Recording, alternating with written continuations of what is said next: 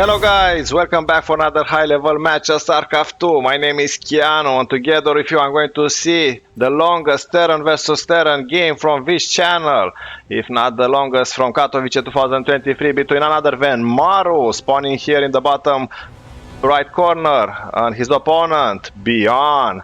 These are two of the best Terran Korean players in the world. ByuN, also known as One Man Army, after he was able to win the Premier Korean League without a team. And Maru, also known as the Marine Prince, the fourth race. He is one of the players that won more than 1 million in earning along with Rogue and Serral. And these two players are known as the Four Horsemen of Terran along with Innovation and TI. These are some of the best, if not the best, Terrans in Korea. Let's find out together what is going to happen, who is going to win. I'm going to find out together with you. Remember, we're talking about Maru. Maru was the first player to win 4 GSL in a row in 2018 and 2019. And ByuN is known for being the first player that switch races from protoss to terran. So both players are expected to play this game for so long. They are so good. Think about it. Maru started in 2010. And this being the longest game, I'm pretty sure non-stop action is going to follow. Already here we have standard opening from ByuN, and same for Maru. These are two players that know perfectly timings, all the shenanigans. It's very hard to surprise them, and I'm pretty sure we are going to see a lot of action. Their favorite styles is to out macro opponents while micro all the units in perfect combination with tanks, with marines, with Vikings. So this is a game that is not going to disappoint us, guys. Also, thank you all of you for all your wonderful comments. This inspires me to continue casting more and more games. And also thank you very much for subscribing. This helps a lot my channel. It's helping all the StarCraft community, especially because YouTube algorithm, when they see that we enjoy games and we like and share and subscribe, that means it's more likely for YouTube to recommend more and more StarCraft 2 to other people all over the world, and we need to keep this wonderful game alive. Now, second command center for ByuN, already in the right position, while Maru is taking a more secure position in his main base. Usually what Terran does is putting the main base second command center and then just floating it where it should be. It's more easy to defend it here. And apparently ByuN is the most aggressive one, already here with 2 Reapers and the Hellion. But he realized nothing he can do. Here is a perfect combination for defense. 3 Reapers and the Hellion. Now 2 Hellions over here. So what do you do against them? Also, it's the advantage of the defender. It's more easily to reinforce if you are on the defense than to stream all the way from your main base. This is maxed out. The second command center already here, ready to go to work. This one has an overabundance of workers, but very easily to be transferred when the orbital command center is going to be floated in his position. Already a tank here, not bad at all. And now with 3 Hellions and a bunch of Reapers, ByuN is trying to be aggressive. So is this going to... No, you already have the tank here. So tank with splash mode. In siege activated. But very good intention. But once the big guy, the siege tank is here, Reapers and Hellions have no chance. Now Maru is just saying to them, go away, go away.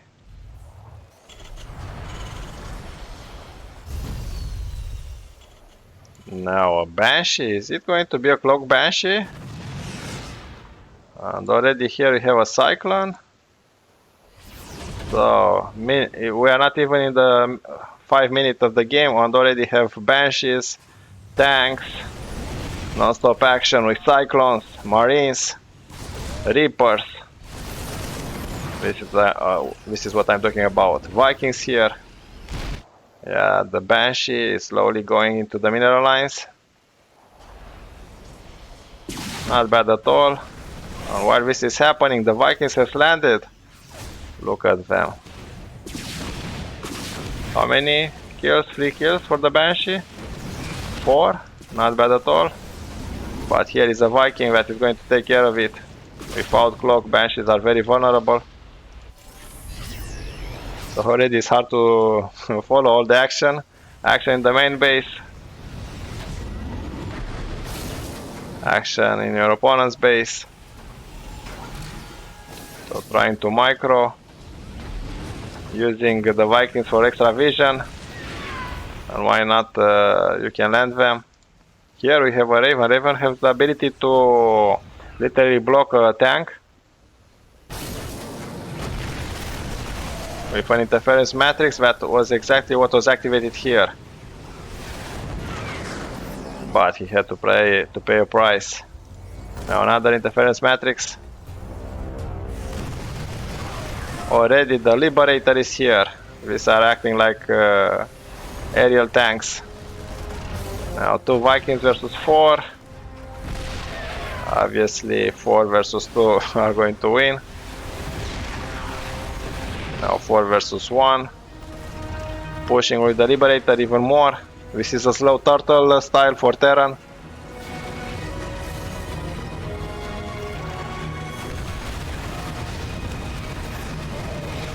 Now attacking with the SUVs or using them to repair.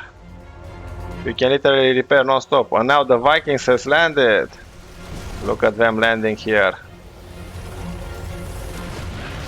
Obviously, I'm not a professional StarCraft 2 player.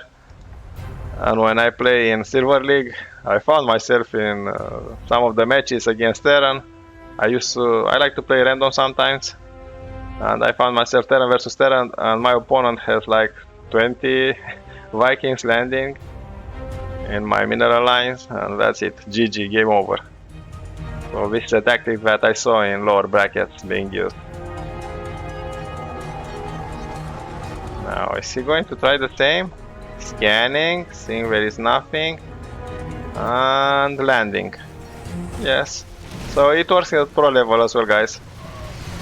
But now we are reinforcement Vikings and Marines. Yeah, and these Vikings are killed. Plus the lockdown ability from the Cyclone. Only 1 Viking remained. Now the mules are being dropped. Mules are giving a lot of extra income. Now this base is going to run pretty soon low on minerals. Steam pack almost done for ByuN. Excellent defense for ByuN. Look at the positioning of the tanks over here. Also marines, cyclones, everything we have here. SUV is being pulled to repair, not bad at all. Extremely efficient to repair, but cost time instead of mining minerals.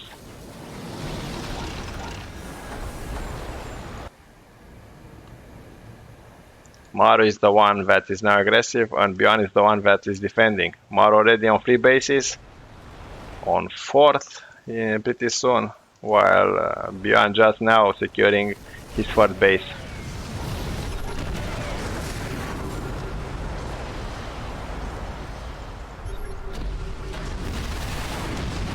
Look at the positioning, how important it is to spread them around. Now it's more Viking versus Viking. Who is going to win? And it's a stalemate. 1 versus 1. Maru is bringing more units to the front line. Trying to find an angle. This one It's not a good angle, Maru. Look at ByuN's tanks over here. A combat shield and infantry weapons level 1 for ByuN completed. Not bad at all. In terms of resources lost, pretty even. Slightly favoring Maru. He lost less resources. Now trying this angle. Deny probably this command center. It's all about positioning. Where should you put your unit? Look at the splash damage of the tanks. We are fighting from a distance. Like, if I zoom in a little bit, we literally cannot see both armies. It's not like with zergs that needs to go in the proximity. Zergs are very efficient close by. Well, we are literally with bailings, with zerglings, with roaches in your face. For Terran, it's more about positioning, abusing the powerful tanks, and trying to do from a distance a lot of damage.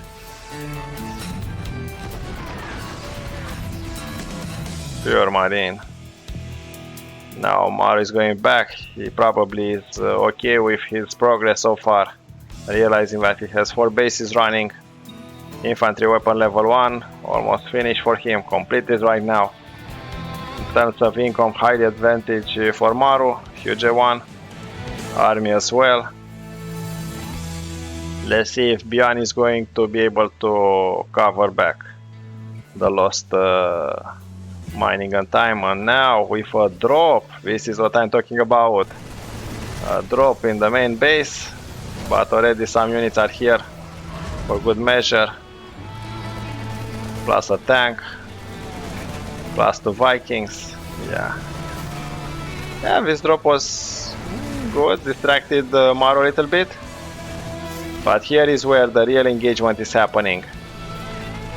6 tanks in siege mode versus 6 tanks also in siege mode, plus Vikings, plus Liberators. Now Liberators realizing these tanks are in a vulnerable situation. Yeah, killing one, not bad at all. Now the Marines are pushing. This is literally a bloodbath. Now 1 Viking versus Liberator. Literally don't know where to watch first. Evacuation mode for ByuN. Yeah, if ByuN was able to pull some of the Marines here. And now, is he trying a drop? Yes. Nice. He was trying again a drop inside the main base of Maru. But Maru was ready with some Vikings.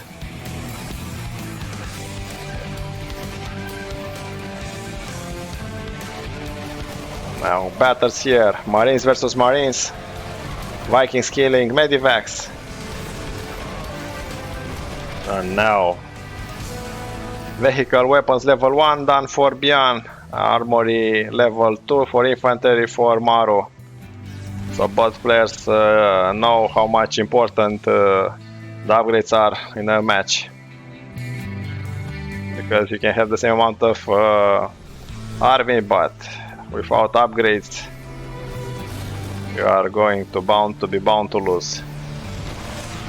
Now ByuN is trying to attack this planetary fortress. Find an angle. Look at the splash damage, killing so many Marines.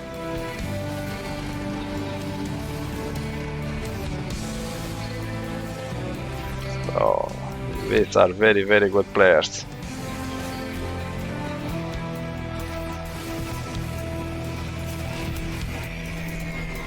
I'm pretty sure no matter who is playing against them, winning is never easy. Now ByuN steaming, but here you have a good line of defense. Second one for Maru. Now look at the tanks over here, like trying to be discreet. And are they going somewhere? Yeah, we're slow marching. So action everywhere. A drop in the main base. VC tanks here in CH mode, trying to kill this planetary fortress. And now a drop in the main base, trying to affect the production. Sprinkling marines in the proximity of the CH tank. Yeah. Is this orbital command center going to die? Probably. Now here tanks versus liberator. Think about how much micro you need to do. Try to be everywhere. For us seems easy, but sometimes what is not. So attacking the main line, attacking the home base. Maro needs to be everywhere, and so does ByuN. Wow, what a game. Fantastic. Fantastic, guys. Cannot get any better than this. Terran versus Terran at this high level between Maro and ByuN. The best players Korea can produce. Now abusing the liberator advantage. Look at the tank. How it blew. Another one? No, he nearly escaped. And while this was happening, yeah, it's very tempting sometimes just to go and rush your marines forward when it seems like you are winning, and then 6 tanks in siege mode. Game over. Both players are trying to secure more bases. Terms of income now favoring ByuN a little bit. Army is pretty close.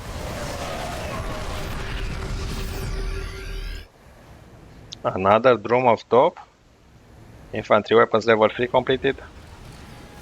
Let's see this drop. Is it going to be successful? No way. Wow. It was a death trap. What? It's like Mario knew this was going to happen. Wow.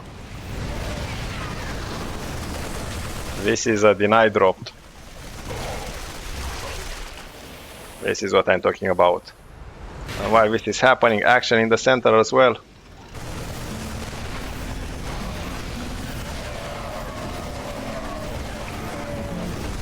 Let's just enjoy it.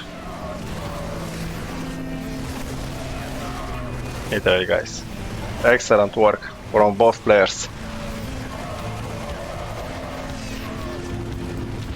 This is StarCraft at its best. What these Pro StarCraft 2 players are able to do is ballet, is magic, call it whatever. Now ByuN is taking revenge on the missile turrets, vehicle weapons level 2 completed. Action here, action on the bottom part of the map. Scanning are very important. Scans are very important because tanks will shoot a little bit further away. So if your opponent is scanning and you are not, your opponent can destroy your tanks, but your tanks cannot destroy your opponents. Now excellent steam forward here. Both players hemorrhaging a lot of troops. In terms of armies, we are pretty equal, so does in terms of workers. It's not that a big difference. But this space was denied for ByuN. And Maro. Wow. So a tank all by itself is extremely vulnerable. You need to have a lot of marines and tanks. You cannot have either one or the other. They work best in combo to be put together. Now another drop. A marine drop. I wonder where he's going to be. Now Liberators. 5 kills so far, not bad. Liberators can clear a lot of isolated tanks from a distance.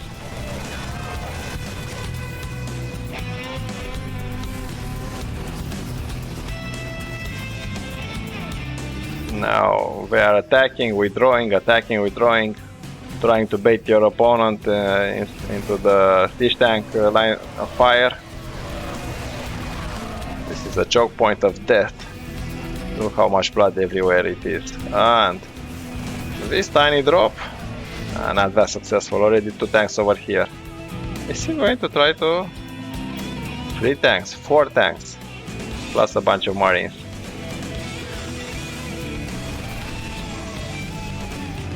Now Maru is the one pushing. Maru maxed out. Nice.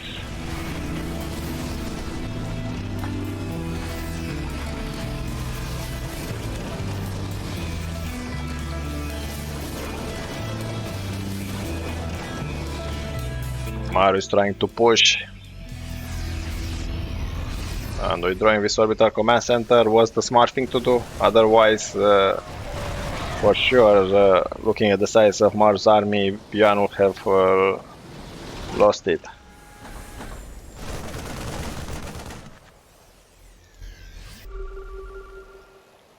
Scanning here. Look at them scanning next to each other.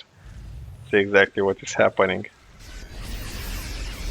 Now, sensor towers are important. They give you a heads up for you to know what your opponent is going to do. Now scanning again, and yeah, he's going to sprinkle the marines on top of tanks. Wow, this is excellent micro.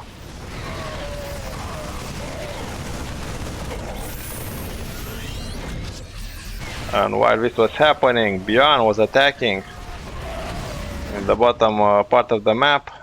Maru is here in the top. So non-stop action.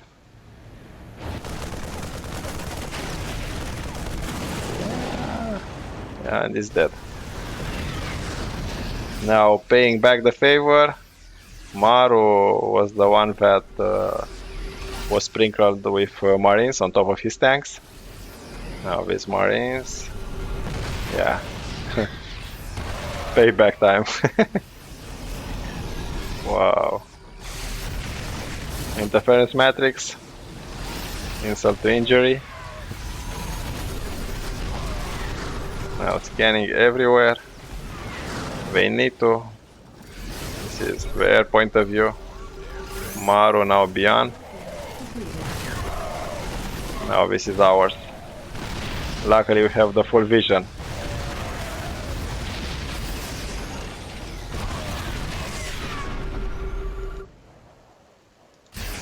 Maru still has the bigger army, 148 versus 110. Obviously we know this, they do not know while we are playing. And this is a long game. Now, what? ByuN is trying a drop again. Is this going to be successful? Drop number 4, vehicle weapons level 3 done. Look how he's trying to avoid the sensor tower. Now he's pushing. Yeah, is it going to be successful? Yeah, he has a lot of units. Tanks in siege mode. And while this is happening, Maru is also attacking ByuN. ByuN is supplied though for a second. So, are we going to go for a base trade? No, both players are doing a lot of damage for their infrastructure. Now this orbital command center is destroyed. And these SUVs are running for their life.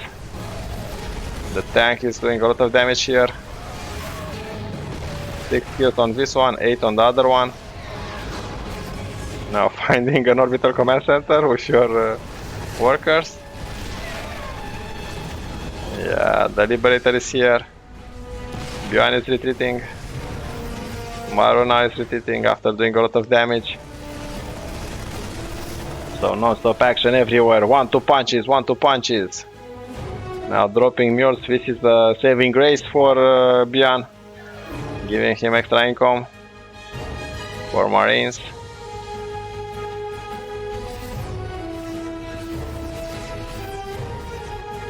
Now I thought maybe we were going for a base race, but no.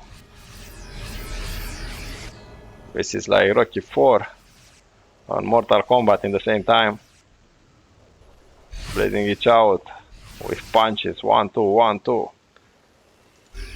Now ByuN is concentrating a lot of marines over here. Now tanks in siege mode. Maru is trying to find an angle to attack. Maru has an advantage in terms of medivacs. We are very efficient in keeping the health bar of marines up.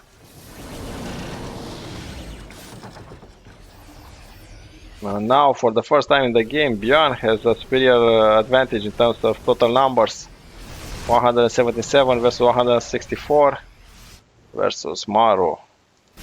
And this is minute number 25. Wow, I still have no idea who is going to win. We are going to find out together. Now finding this orbital command. Excellent damage. Less scan, less mules. Now sprinkling again, marines. This is what we should do as well. I don't think all of us have the APM or the skill necessary for pulling this in a long game like this one.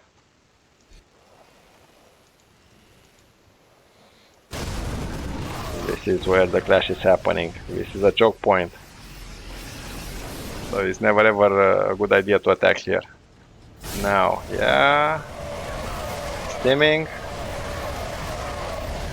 Yeah, you kill some tanks, but this marines was also steaming, killing your marines. Now Maru is again leading in terms of total numbers, 147 versus 140. Now this base, this orbital command center, yeah, it's not going to survive. And now putting all the units in the medivacs and withdrawing for safety. So this base is obviously depleted, this one as well, this one as well. So this is the only mining base. Yes, this is the only mining base for ByuN. While Maru has this base, but I don't know how much he's going to be able to keep it alive. 3 tanks over here. Yeah, you can repair it, but this is going to cost you. It's not free. Maru, 0 minerals here, here. So the only working base for Maru is this one, but it's destroyed. Together with some of the SUVs. And now Maru is the one going for the attack, going to kill the only base of ByuN. That is still working. Yes. So now Maru is going to use this base for minerals and this one. While ByuN is floating the orbital command. Now Maru has an advantage in terms of income of minerals. And non-stop action everywhere. Yeah, killing. Look how easy when you have upgraded marines is to destroy the rocks. Now just enjoy. Marines versus marines, tanks versus tanks.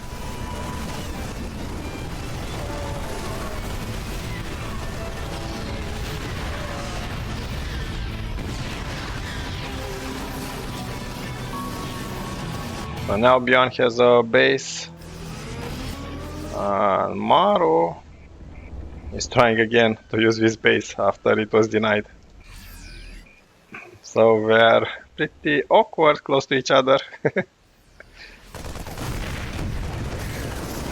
So they didn't allow anyone to another to use this base in the bottom. And now we're literally neighbors. Here is the fighting, here is the production. 47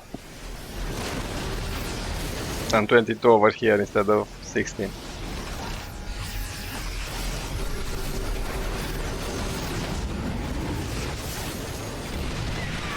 Now sprinkling again. Now using the liberators, why not? Liberators are very efficient.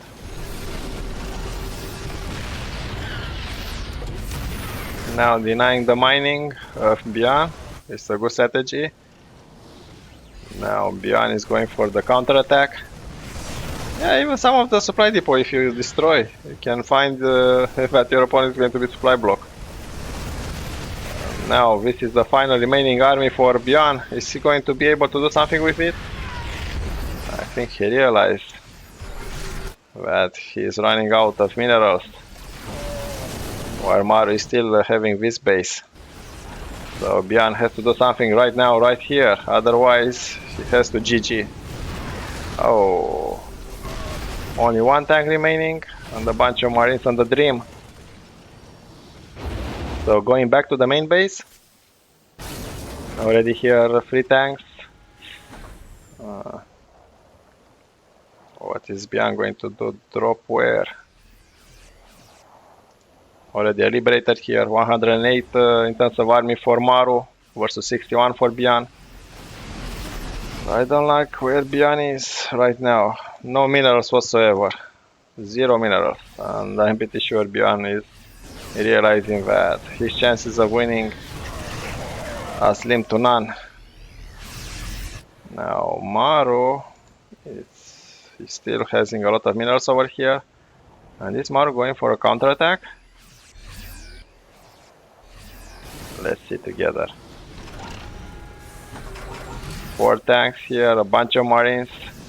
So 1 versus... no more tanks for GG.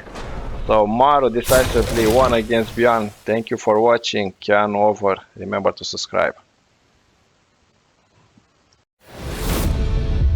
Hello guys, welcome back to a professional match of StarCraft 2. Today is time for the best of 4 series of Zerg versus Terran, where in game number 1 we find ourselves on the good old map Tropical Sacrifice. Here spawning is none other than Serral, and his opponent for tonight is none other than ByuN, the legendary Terran, one of the 4 horsemen of the Terran alongside Innovation Tai and Maru. He's one of the best Korea can offer. Let's see if he's going to be able to defeat Serral, the finisher, the Night King. This is the first time I'm seeing the game like usual. My name is Keanu, and we are going to find out together who is the best of the best. This is an awesome game. It's going to be full of action. This is one of the first. We are going to have 3 more. And thank you very much for watching my channel. Remember to subscribe. This is going to help me a lot, and YouTube is going to notice our videos that we are seeing together. Standard opening so far, a spanning pool over here, knowing that he's playing against the Terran. Serral makes sure he is not going to have to chase too much for the obvious aggression with usually what ByuN is doing on all other Terrans with a Reaper. So far standard opening with a big wall-off, with 1 barracks, 2 barracks, so that is going to be a lot of bio units. Usually Terran likes to create the wall-off over here, it's way easier to defend. But doing here, it's a statement. That means ByuN probably is going to be extremely greedy. So the first Reaper already positioned to go into your opponent. Yeah, exactly here. But guess what? Serral, it's also greedy. And he is trying to do some early harassment with his Zerlings. But perfect timing finish of the wall-off. And here we have the Reaper making the Zerlings jump around. Interesting push. Serral usually is more like chill. Does not, he's not the one that is overexcited about early attacks. But he's capable of. Now this is excellent. Denying a lot of the income. Look in terms of the income, ByuN now, because he has to use some of the workers to chase. But so far so good. It was able to survive. 23 versus 25. ByuN now catches up. Yeah, he lost a little bit of mining time, but the mule was dropped. And Serral grabbing the second expansion. So basically he was attacking, forcing his opponent to be on the defense. And while he was doing this, he started the second hatchery. So there are strategies inside strategies inside strategies, plans inside other plans. Now this is a roach warren, so that means there are going to be a lot of roaches. But now ByuN is counter-attacking. But already 2 queens over here. Nothing serious these Reapers can do. 3, it's a good number. We can jump cliffs. Now, oh, so ByuN was preparing a Reaper rush. If there are going to be too many of them, problem. But already here we have roaches. Roaches are very beefy units. So one more, I don't know if it's going to make that much of a difference, ByuN. But ByuN is very good at this. He's playing for a long time. He started in 2010. Then in 2014 he had to go to the army. As you already know, if you are in Korea, unfortunately, there's still like an unofficial war zone over there between North and South Korea that needs to be defended. And every male citizen for 2 years of his life has to stay into the army. But coming back in 2015 from the army, he was able to restart playing this game. And ByuN never ever to be underestimated. He was the first player that was able to win both Broodwar and StarCraft 2 in the final Premier Korean League. So excellent defense here from Serral. Look at him walking. And not bad. A little bit delayed command center. I don't know what to say about the income. It's clearly favoring Serral, and if you leave Serral too much in this regards, he's going to overwhelm you with armies after armies. He's going to throw everything at you, and there's nothing you can do. So the first hatchery already here, and here is a early defense warning army. So in case something is happening, it's in the proximity. And Serral is also well known for being able to sacrifice Overlord. So he's basically sacrificing his life so that Serral can know better what his opponent is doing. This is their perspective. So look for them. Way more tense the situation. They need to be vigilant, to pay attention everywhere in the big map, small map, production. But luckily for us, we have the entire map to see, and we see a Banshee. Cloak almost finished. So look at the timing. The cloak is almost finishing exactly when reaches the zerg. So what more of a pro player you want? Denying a little bit of the mining. Yeah, not that much. 3 drones for it's not an ideal trade. 1 Banshee, because he invested not only in the Banshee but also in the cloak upgrade. Spore crawlers now appears everywhere to prevent any future harassments. Not even everywhere, because guess what? This overseer, it's a fast moving detector. It can observe any cloak unit. And now another observer in this direction, trying to scout as much as possible. Find out about terran news positions. It's a run by.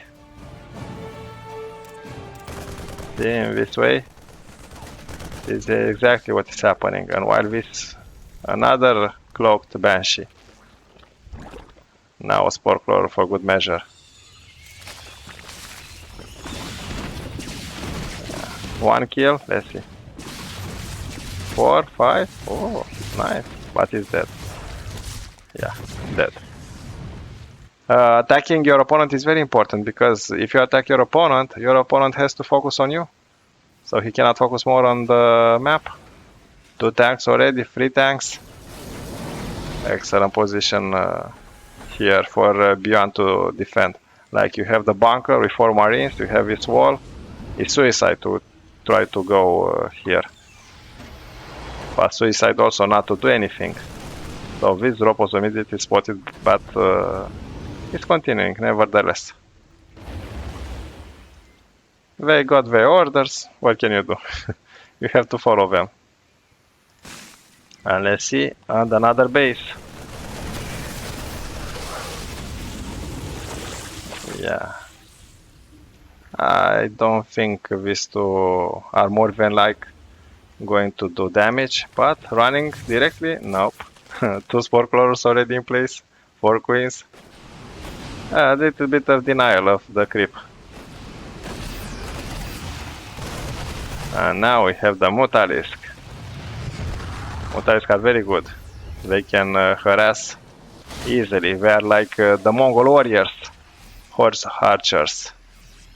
They are everywhere, disrupting the income, making sure your opponent is always overthinking, not knowing where to be. Exactly the Genghis Khan tactics. This is what Serral is doing. Learning from the best. The Mongol Empire, probably you know, if not, never, it's a bad thing to know.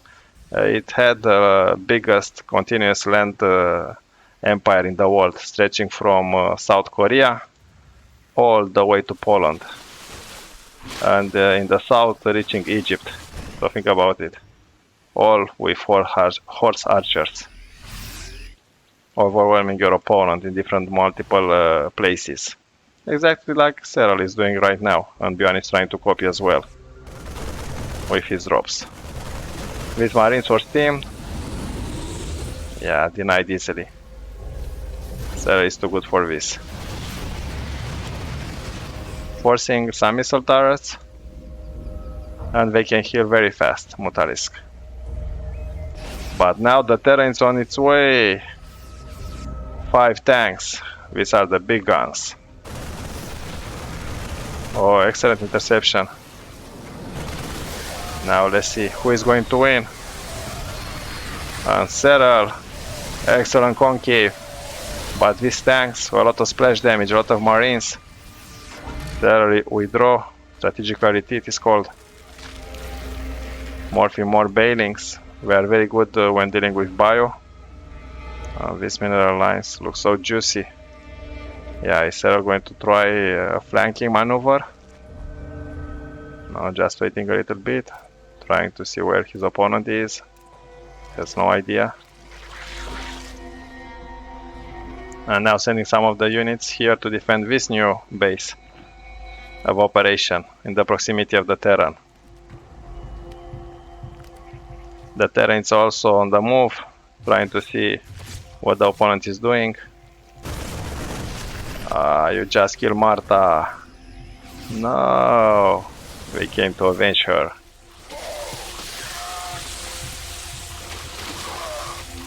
Excellent. Counter-attack, attack. Now the terran is going to have to hold its ground here. You shall not pass. Excellent position for the sensor tower. It's going to be able to immediately find out exactly when Serral is going to attack from that angle. And now spreading units everywhere, trying to deny some of the creep and to engage wherever is possible. These overalls that are dying, they are not cheap. $100, $100. 100 minerals now, 100 minerals later. This adds up. 3 tanks, you need more than 3 tanks. Probably some liberators in the future. Now these zerglings going for a counter-attack. So despite the fact that Serral knows he's going to be attacked, he still has some units in the opposite part of the map. Very good engagement for ByuN. This is probably going to be a decisive attack. With zerglings, killing some of the workers, not bad at all. But look at Serral, he's already maxed out. ByuN 165, so not a good sign. Now Serral is going to work on a bank. He's going to have way more income available. Already see 1000.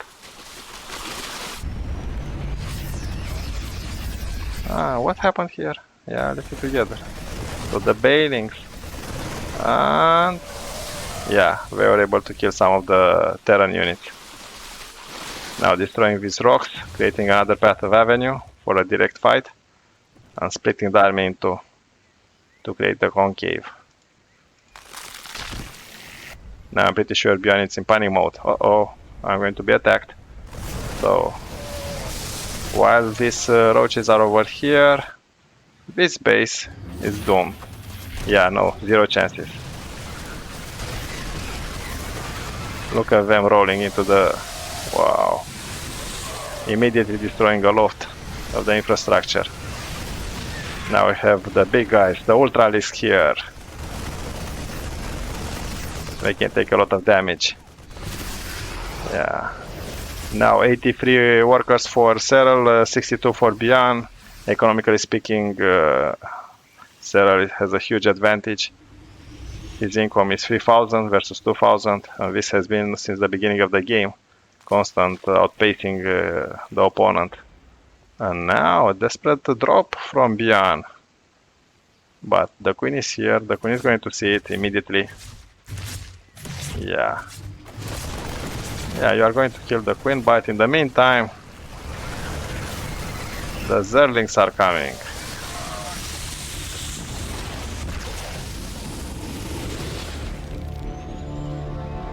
Yeah, you have to go back. Sending more units in that direction, putting some widow mines for good measure. This juicy mineral line is going to be attacked. A lot of bailings. The ultralisk is just here to soak damage. So you just saw the widow mine versus ultralisk, no problem. And while this is happening, another counterattack here. Oh, pure SUVs. So what can you do first? Yeah, he tried a counterattack, so non-stop action everywhere. I don't think ByuN is going to end this game. Educated guess. But who knows? Is the cast, it's like you jinx it. You say, hey, no, he's not going to come back from this, probably. And then, whoops.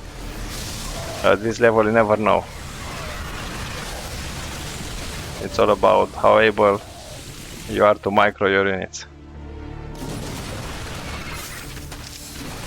This army is going to be intercepted. And Zerg is on the chase. This mineral line, pretty exposed. Only 2 widow mines to protect. Let's see. So Zero is going all in. External concave. Nice action. These 2 mutalisks. They take some of the damage, allowing the rest of the units to attack. Excellent choke point.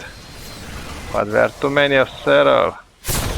And Serral won decisively. Thank you for watching. This was an exciting game. Remember to subscribe. This is going to help a lot my channel. And see you for game number 2 between Serral and ByuN.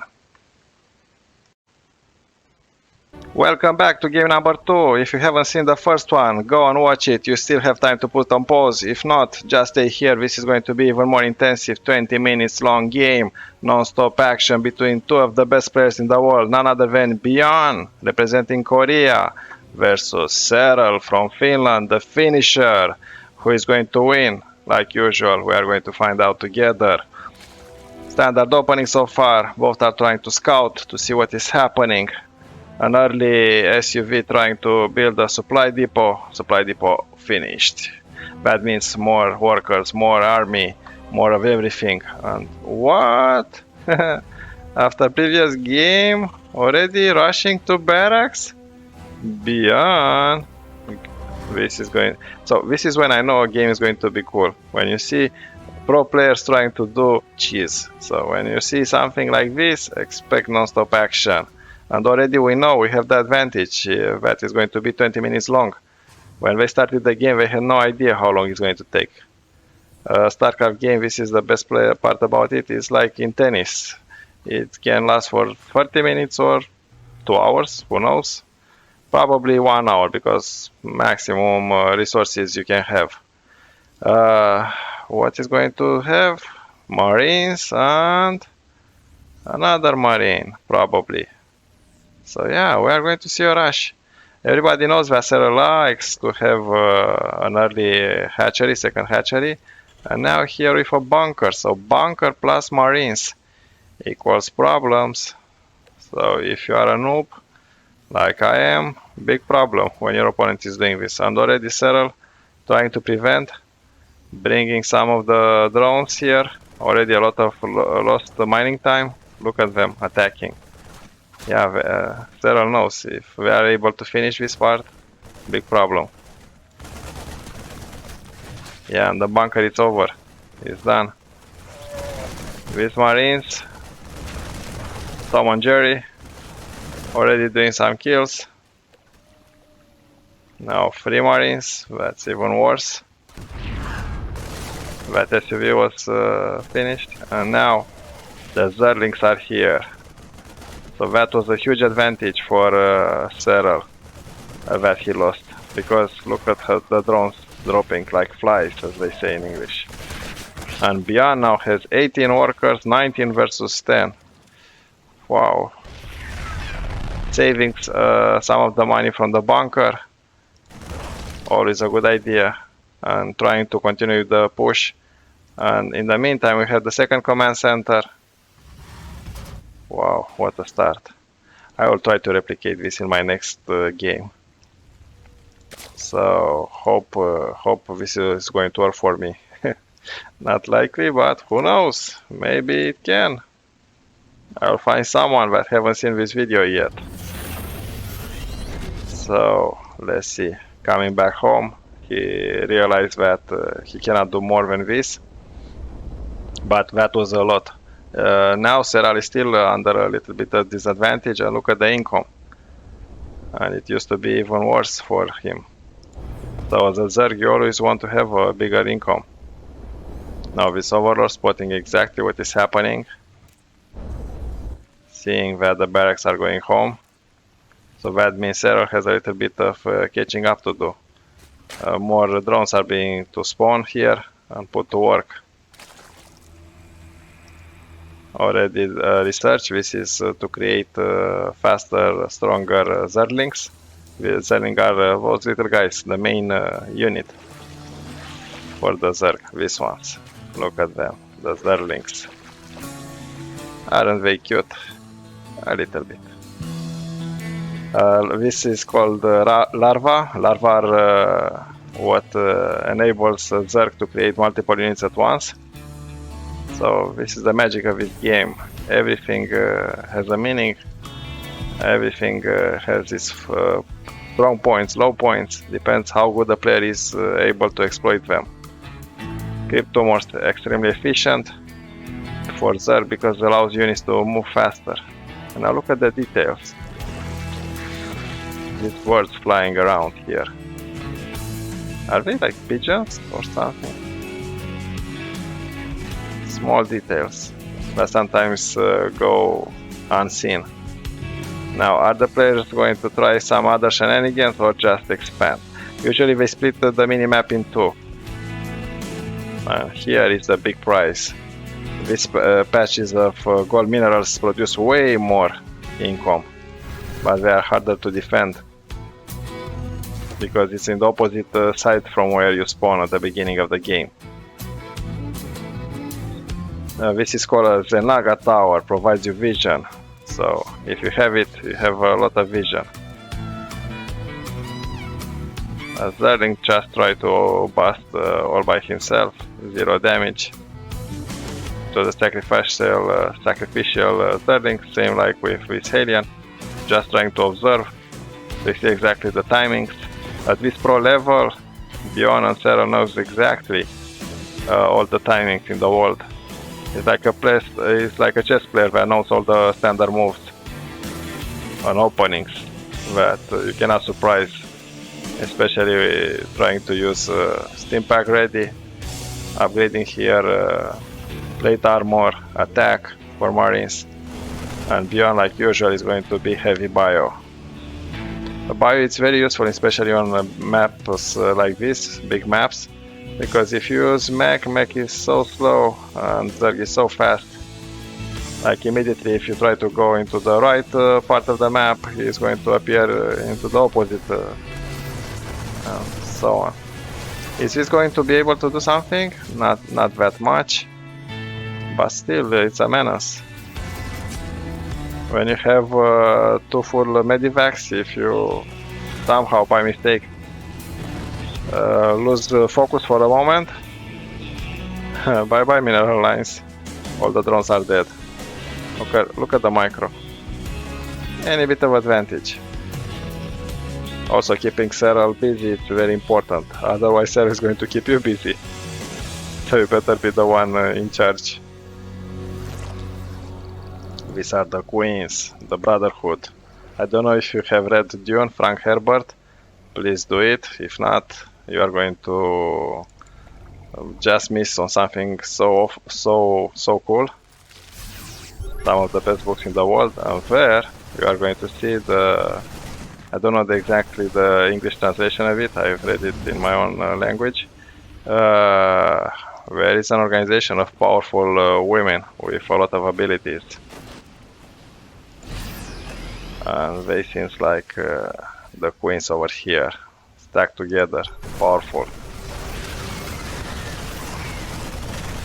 taking advantage of each and every small corner. These marines are doing damage.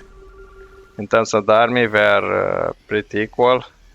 Army value, look over here, and at income the same, almost perfect for gas and minerals.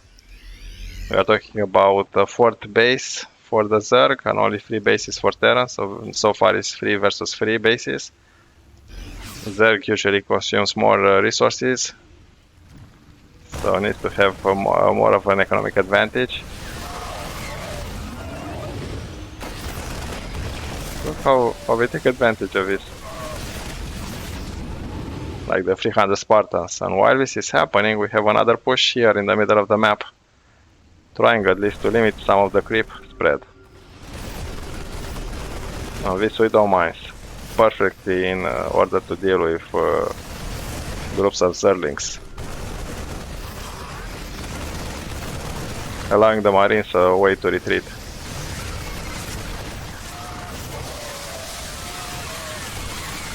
Excellent engagement, a lot of splash damage, but we don't mind swarm that efficient on overseers was here, and if you have an overseer, you can easily see as a terran, as a zerg, where the terran put the widow mines. Oh, that was a good splash. 5 kills already. And this group of zerglings is just making sure the terran is going back home. You cannot allow them to go into your mineral lines. This is why you have a perfect wall off here. If they are coming, you just lift up the supply depot. And now, don't drop. Already spotted. So Serral, look at the minimap, how Serral is positioning the army.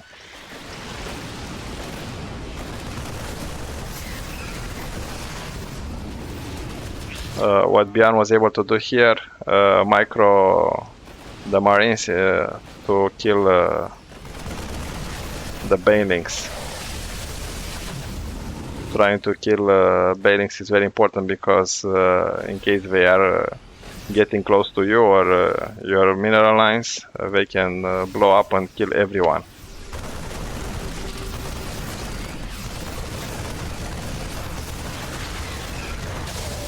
Very efficient race so far. Army value now favoring Serral a little bit. Serral has more army.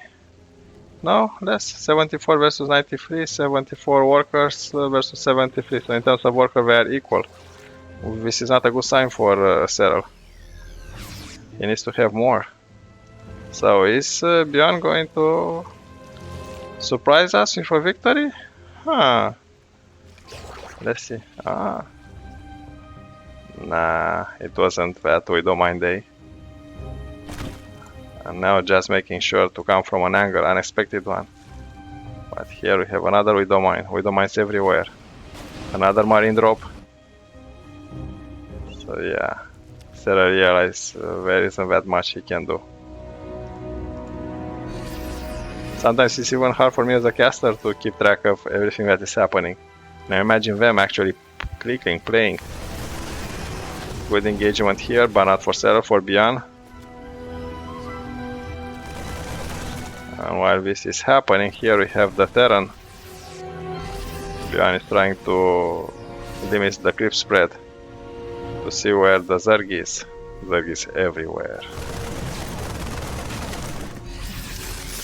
scanning constantly. So just by putting creep everywhere, you force the terran to scan. More scan, less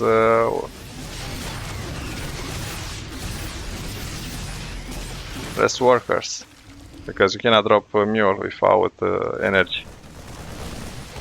And perfect sensor tower, alerting ByuN of each and every move. But what do you have here? Borrow banelings. This acts like mines. If your clump bio units are stepping in that direction, you can automatically detonate them. Wow. Good engagement for both.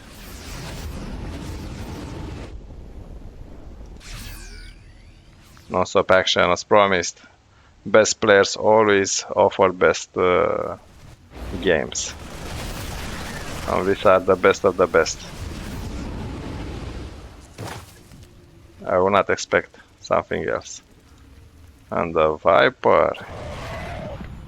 So he has this ability like to infest you and slowly poison you until you die.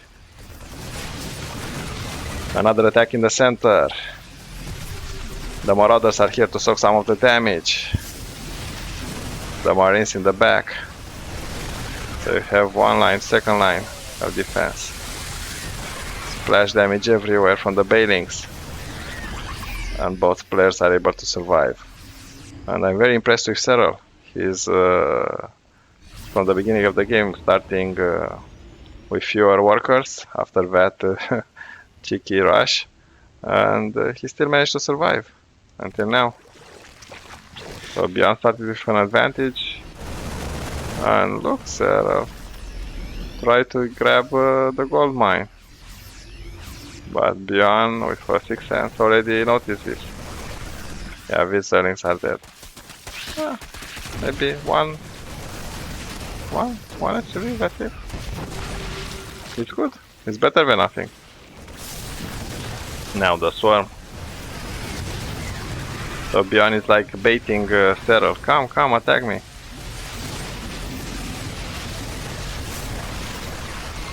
This medivac's very useful, keeping the bio alive. Excellent. So now Serral is almost equal with ByuN in terms of army and workers. So he managed to catch up. Good for him. Oh, have you seen the detonation? That's what I'm talking about. Value for money, 100%. Again, this hatcher is going to be denied.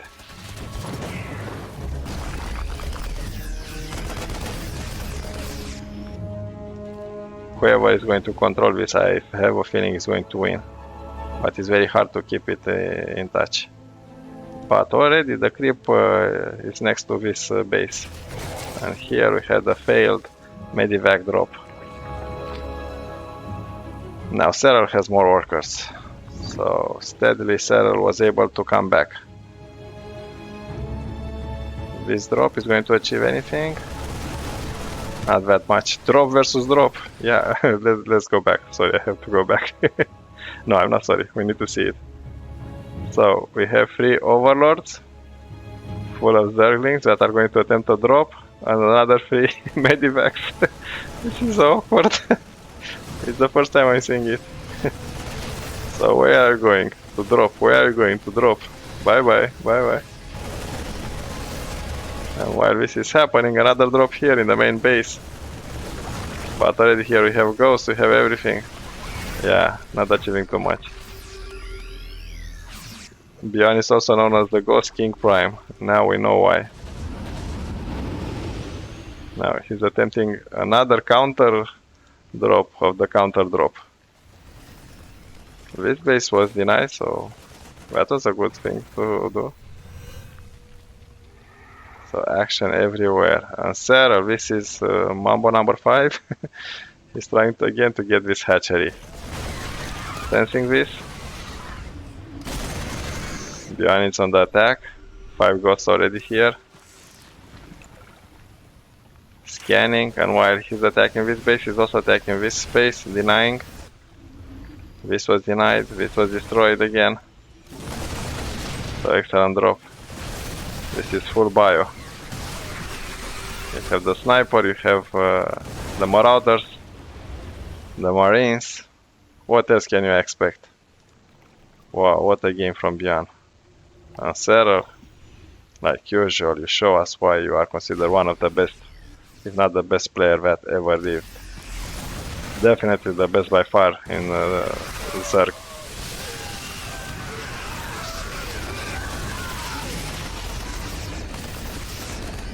Excellent engagement.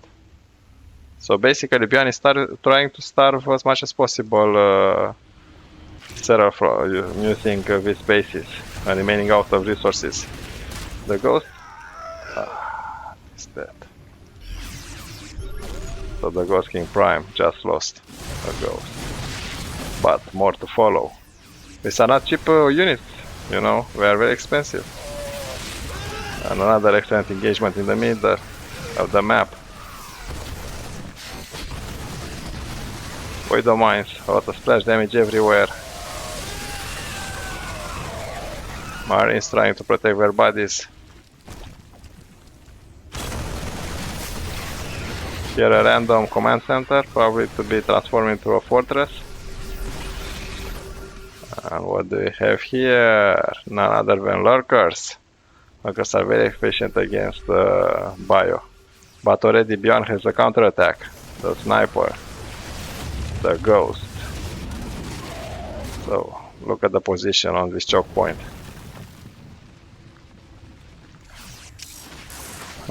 Expecting another drone, already planting a widow mine.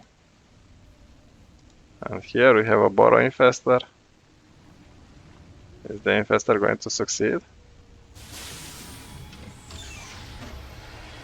What the infester is going to do? If he exits, the widow mine is going immediately to detonate. At least he's seeing exactly what is happening.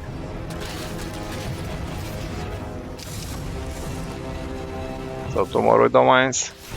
This is going to be a good engagement. Excellent splash damage.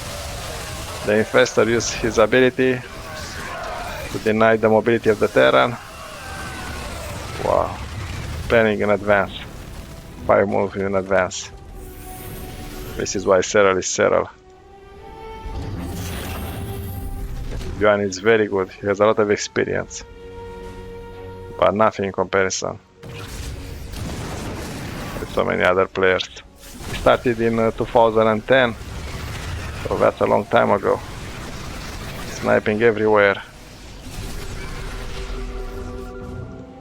Wow, what a game. Now Serral has a big advantage, 172 versus 160. So he started with half of the workers and now managed to surpass. Oh, Doom Drop. So here we have 4 medivacs full of units going into the opposite direction. But I'm pretty. Look at them dancing.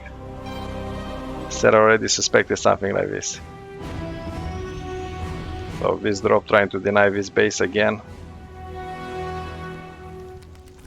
Here is the main zerg force in the opposite corner. Are these going to be enough? Yeah, at least for a while. More reinforcements. Now Serral realizes he has to go back. But it's okay to trade this base for this one. Not a bad deal.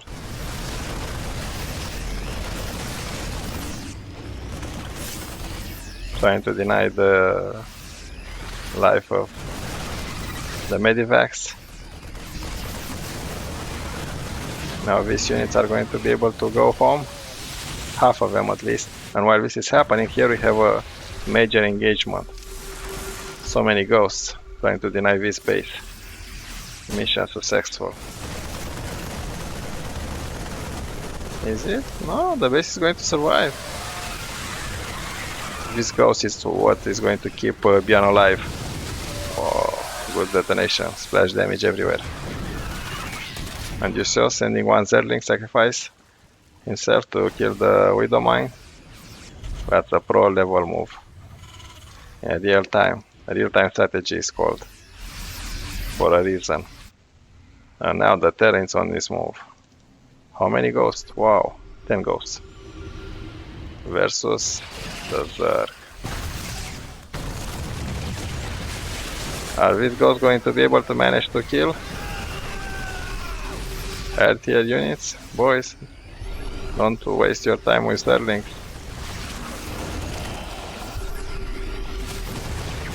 Yeah, sniping a lot of the lurkers. Sniping everywhere. This is why it's called Ghost King Prime. Wow. Look at them. This goes 3 kills. This one 9 kills. 1 kill. So this base is dead. Each time you hear another ghost died, unfortunately, for ByuN. Intensive game. This command center just used as a wall, the Great Wall of China.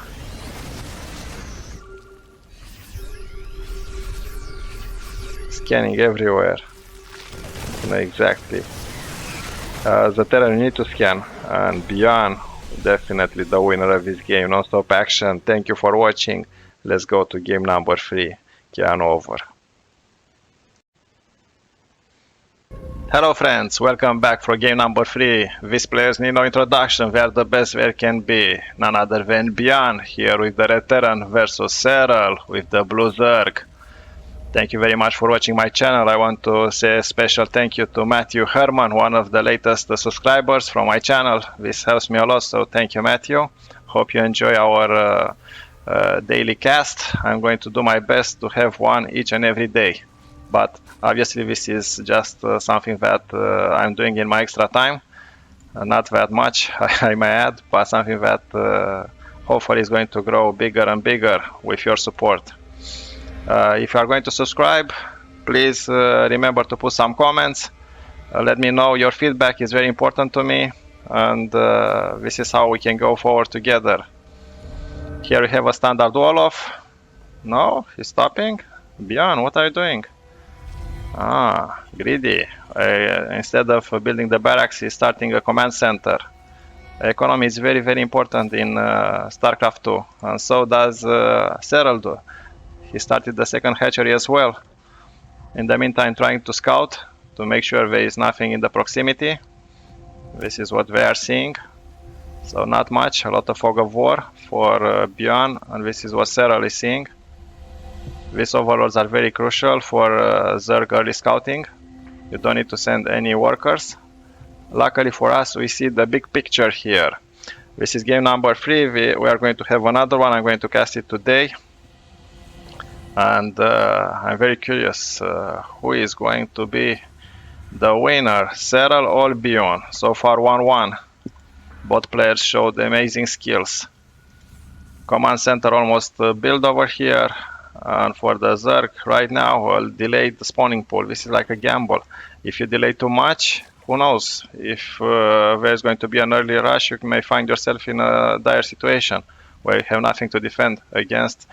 And just pulling drones or SUVs, that means suicide in terms of your economy, even though hopefully you are going to survive. Here we have a barracks and another one, so again ByuN is going to go heavy bio.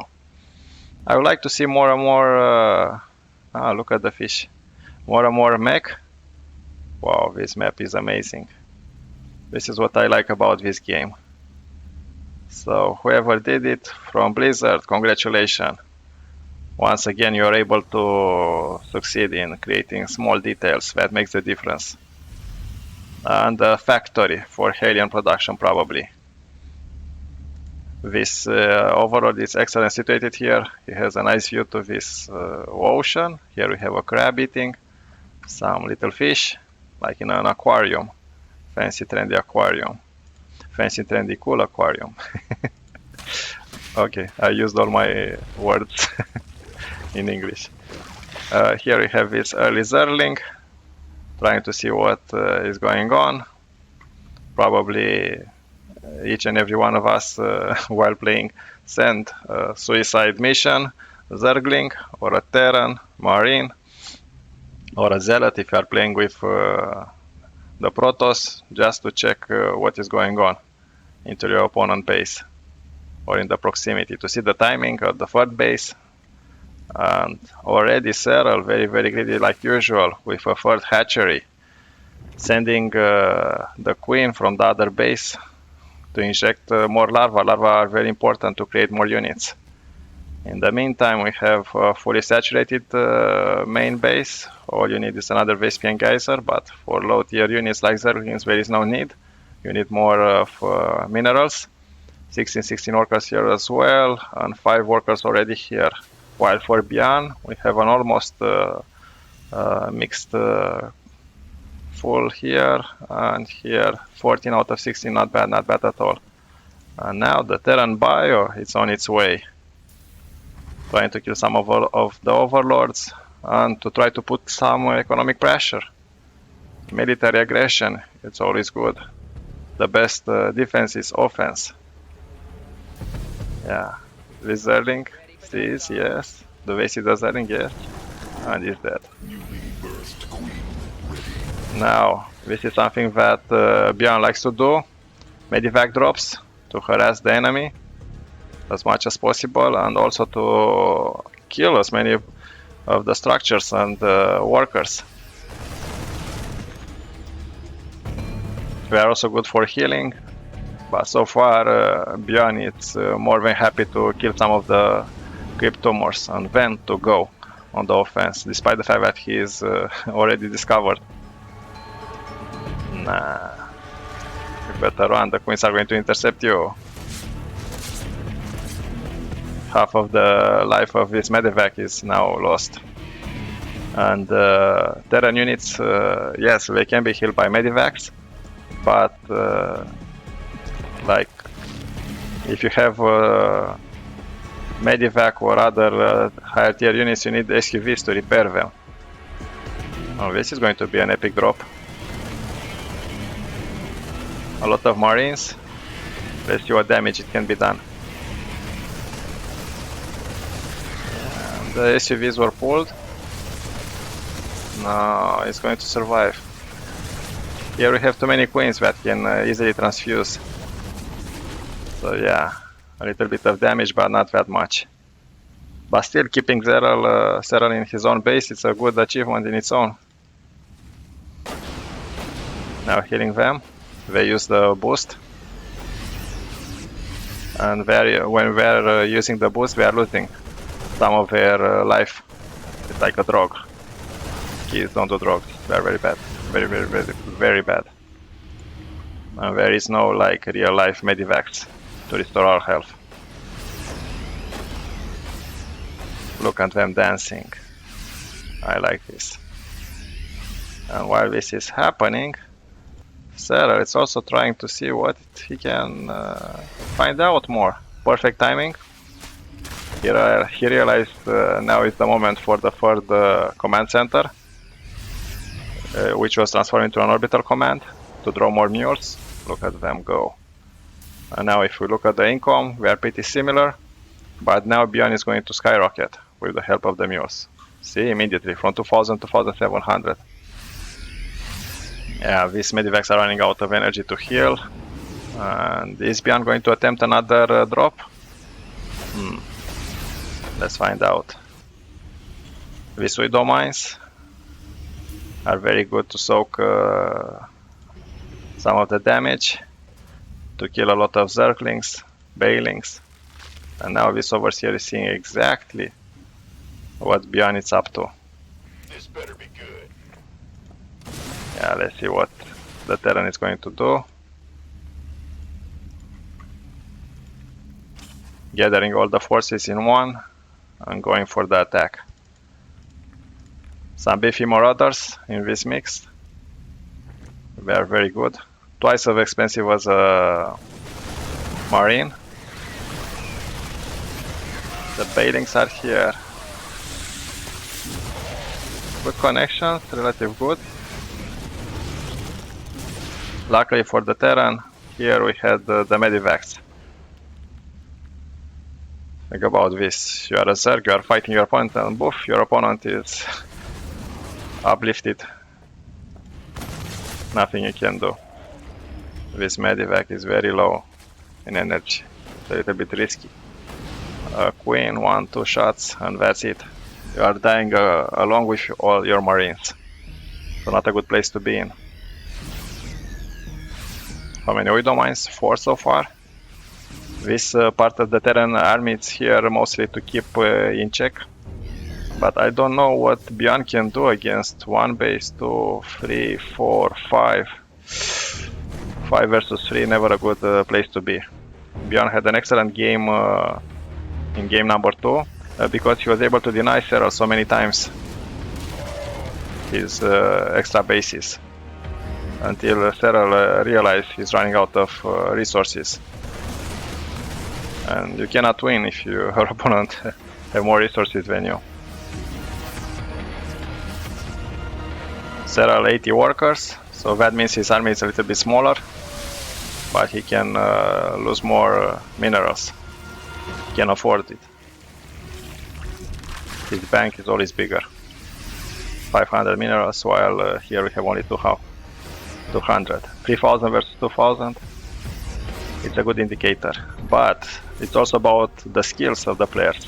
So we have 1-2 punches, attacking here with a lot of marauders in front, and here preparing for another attack.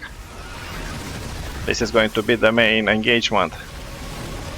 Serral is trying to do us around. Excellent detonations. So excellent split, micro split everywhere, attacking here in the same time, trying to kill this mineral line. Is Serral going to be able to resist this attack? Or ByuN is going to achieve total victory? Look at ByuN taking advantage of this area, safe area for the Marines. But now we are left behind enemy lines. This spore is going to prevent any medivac help. So Jimmy and Timmy here, one at a time, fighting. And they're dead now. Blood everywhere. Oh, this is a doom drop. So many terran. 2 widow mines. Yeah. A lot of destruction when it comes to the base. And this widow mine. Ooh. And while he's attacking the right, he's also attacking the left. It's very hard to keep track with everything. And we are just watching. We are not actually clicking anything. Wow. Killing this base as well. And immediately withdrawing. Killing all the structures. ByuN. ByuN. What are you doing here? This is why he's a top player. He's played since 2010.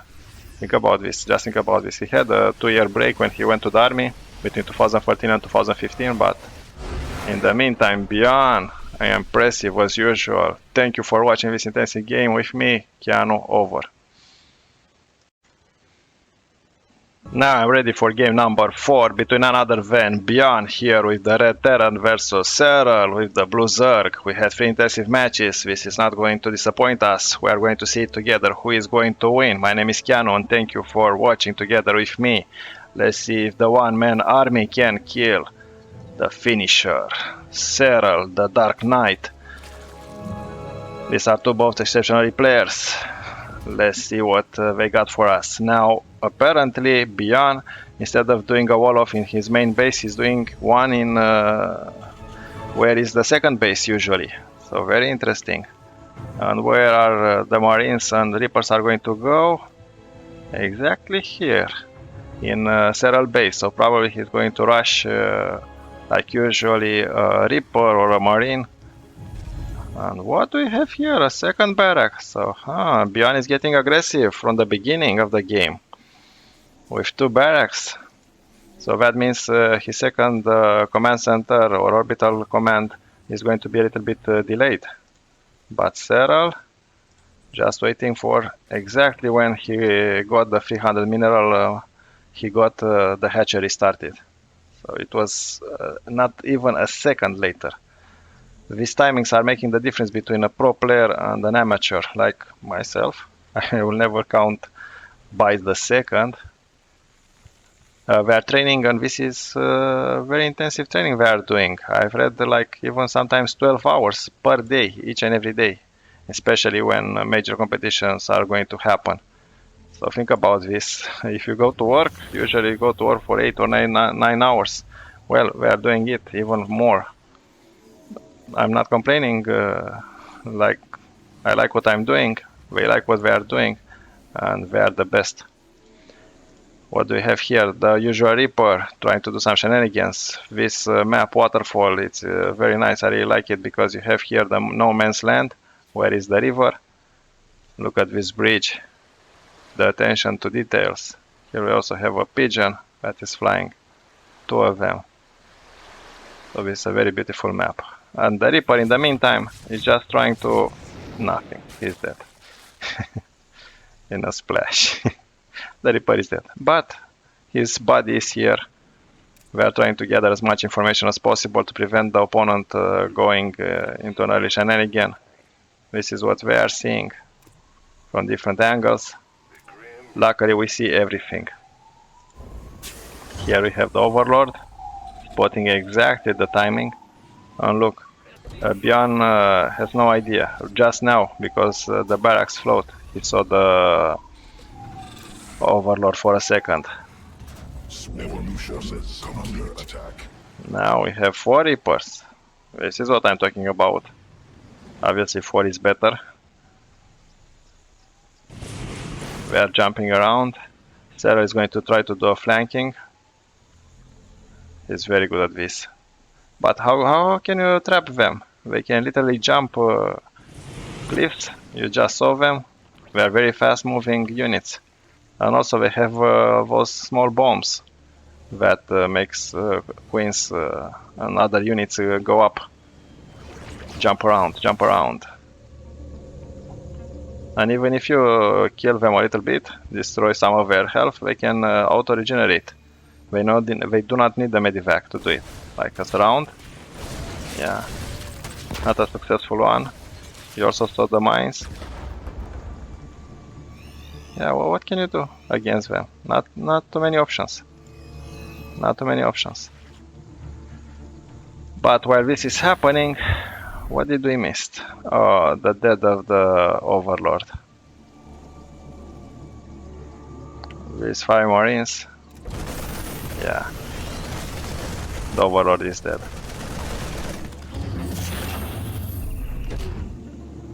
Rest in peace. These 4 Reapers still alive. Again, trying to do some denial of the creep. 1 creep was destroyed. Every little bit of detail matters. 1 creep destroyed now will mean a couple of free places for you to hang around without being spotted by the zerg. And as a terran, this gives you a lot of frustration. If all the map is covered in creep, there are creep tumors everywhere, it's like it's nothing you can do without being spotted. This zerling over here also providing vision when this base is going to be acquired.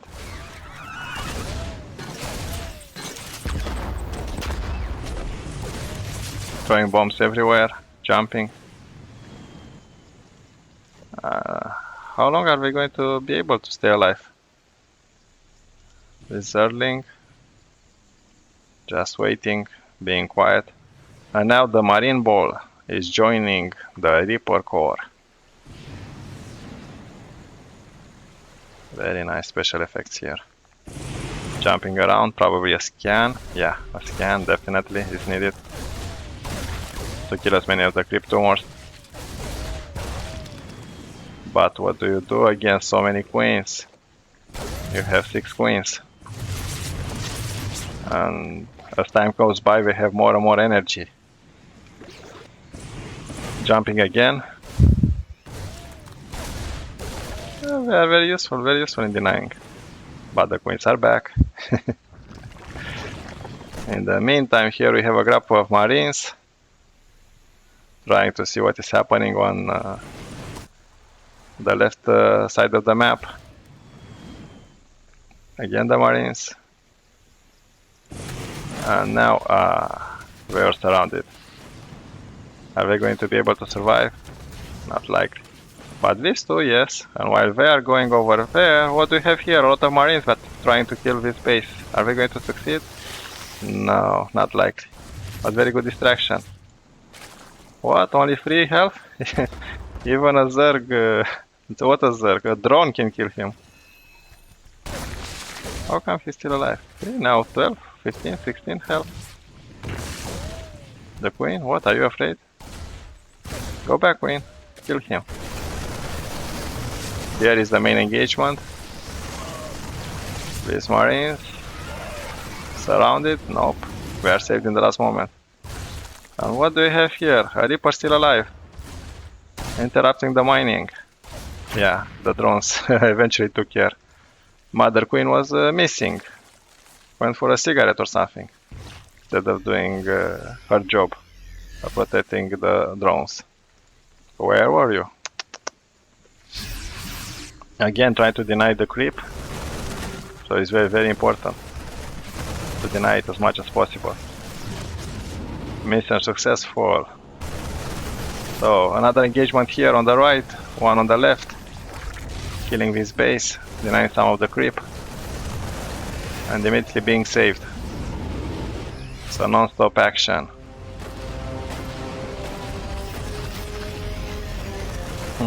Don't go here. Look at the queens waiting.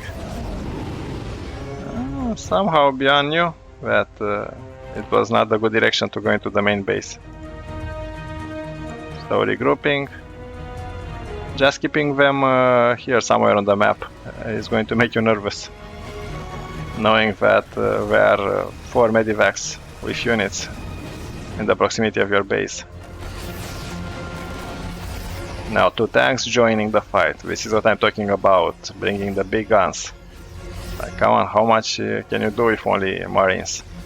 A lot if you are a pro, but at one point you need to bring the big guys. These groups of Marines. Yeah, the Zerglings were waiting for them. They sniped some of the Bailings. This was denied again. So now the tanks, 0 kills, 0 kills. Oh! So ByuN is going to take advantage of this and is going to attack. Look at the splash damage of the tanks. A lot of Zerglings are being killed right now. 4 for one tank, 9 for the other one.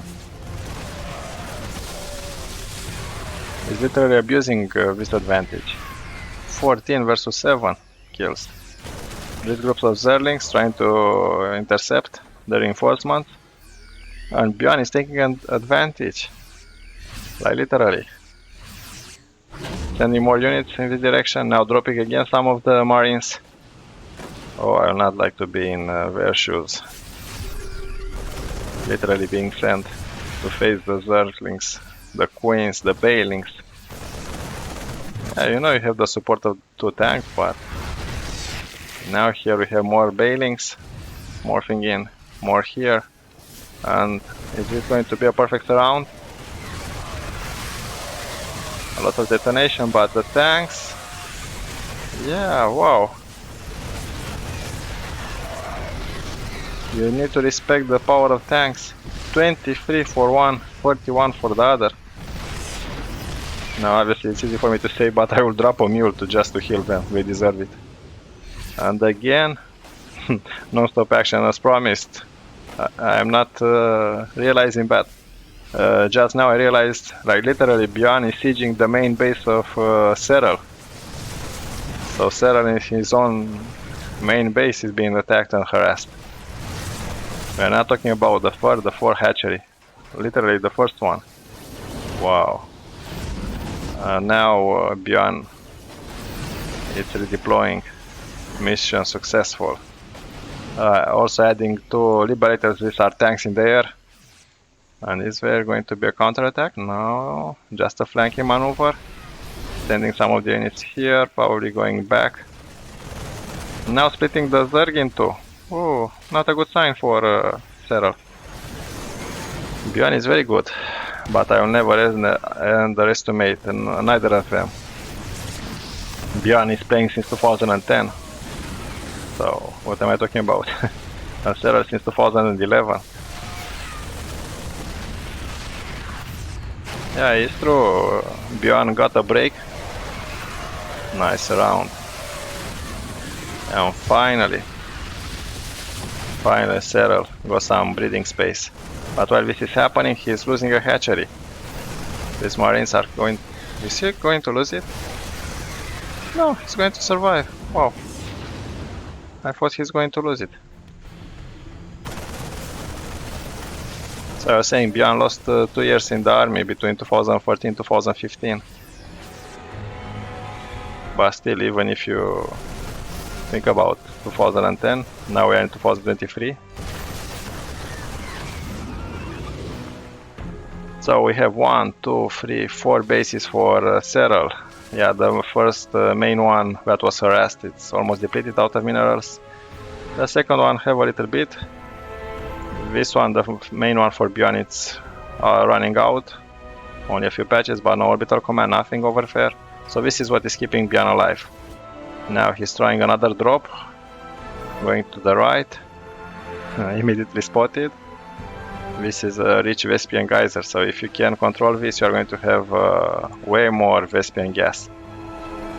So ByuN just going ahead with the attack. He doesn't care the fact that Serral saw him. This queen over here working on the Liberator from one angle. Finally, this Liberator is being saved. And now again abusing the fact that here is a choke point. This Liberator, 11 kills, 12. Not bad at all. This queen still alive. It's the only thing that can kill the Liberator. And the queen is dead. So Liberator safe to kill as many zerglings as he wants. So far 20 of them. Not bad at all. Denying this base of Serral is very important. Because you cannot allow Serral to expand even more. Here we have a sensor tower that is making sure you have a circle of vision. Not to be attacked without early warning. And this is like 27 health for this Liberator. Again killing some of the drones. They are pretty equal. 160 around, 162, 155. Serral has way more workers, that means more income. And 29, 40. And he died with 40 kills. Then he got to Liberator Heaven. More and more attacks. So far only ByuN is attacking. Serral is literally just defending. So this is not like the Serral we know. Serral is the one doing the harass. Again trying to deny this base. Is he going to be successful? Widow mines. Just let's see if this Widow mine is going to achieve. 6 kills, not bad.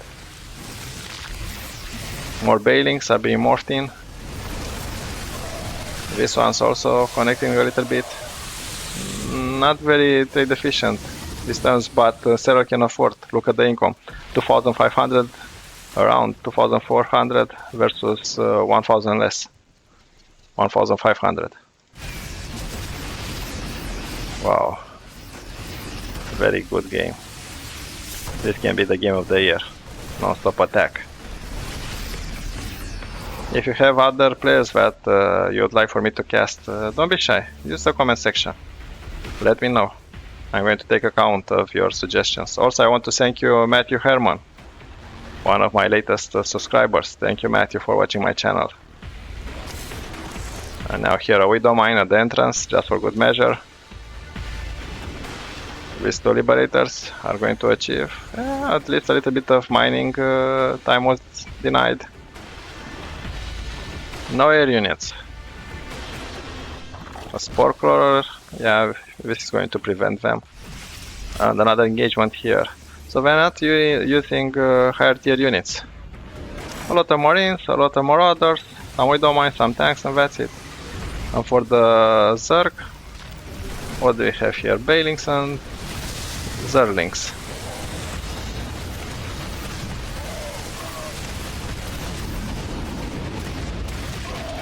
This medivac is what is keeping this ball of death alive. Like not only healing, but also making sure if we are surrounded, we are going to be able to escape. Taking advantage of this mineral line.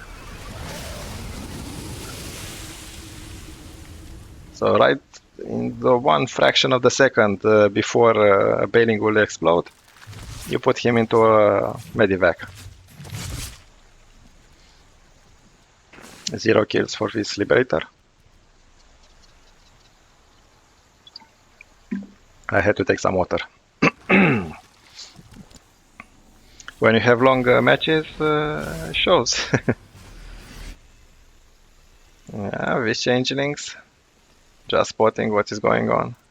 Hey, I'm one of you. Don't mind me. Under attack. Under attack. Oh, finally we have some vipers. Already casting some of the medivacs with their curse. Yeah, you need to deny some of them. Excellent engagement for Serral, taking a lead. So finally Serral has an advantage. 160 versus 140. And Serral with a clear win. Thank you for watching. Serral, you are awesome. And see you for the next match. Keanu over. Hello friends, welcome back for another professional match of StarCraft 2. What I got for you today is none other than ByuN, spawning here in the bottom corner with the red terran, and his opponent, none other than Classic, spawning here with the blue protoss. These are two very good players and something very interesting. Guess what? Classic used to play with Terran, then switched to Protoss, and ByuN used to play with Protoss and switched to Terran. So this is an epic game. Two players that used to play each other's race. This is something highly unusual, and they have a lot of experience. ByuN started to play in 2010, so that's a long time ago. And Classic started to play in 2012, so they have a lot of experience. And this is going to be an epic best of 3 in game number 1. Let's find out together what is going to happen. My name is Keanu, and as usual, I'm here with you, trying to cast the best games there are. Standard opening, here we have a barrack and a supply depot. So ByuN is playing safe. Let's see Classic, putting a gateway over here to prevent any Reaper. So Reapers usually come here, jump over this cliff, and when we are going to try to jump in the main base, guess what? We are going to be blocked by a cybernetic core and a gateway. And here we have another gateway. So that means more and more action with Protoss versus Terran. The Reaper is almost here. Reapers are very good because look, 0 map awareness for ByuN and same for Classic. So both players are in the dark, but we are going to use scouting units for Protoss. Usually we are talking about infantry, and same for ByuN, which is sending the Reaper to scout. Reapers have an also good ability, the fact that they can heal themselves. So this is awesome. Also they can jump over cliffs, but as you already saw, it's impossible over here. And an Adept has the shading ability, which is awesome. That means he can be basically in 2 places in the same time. Depends if he wants to shade up to the end or not. And now look at them trying to find each other. And this is the ability I was talking about. Are they going to actually shade, or is just a fake shade? No, they were actually going to shade, and this gives them extra mobility. And now the Reaper, as I predicted, is trying to jump where? Go back. And the Adepts are already here. Nice, but here we have the wall off, and Marines are going to be pumped. You have here the bunker, but here only one Marine versus 2 Adepts, not that a big deal. Let's see this marine if he's going to be able to do something.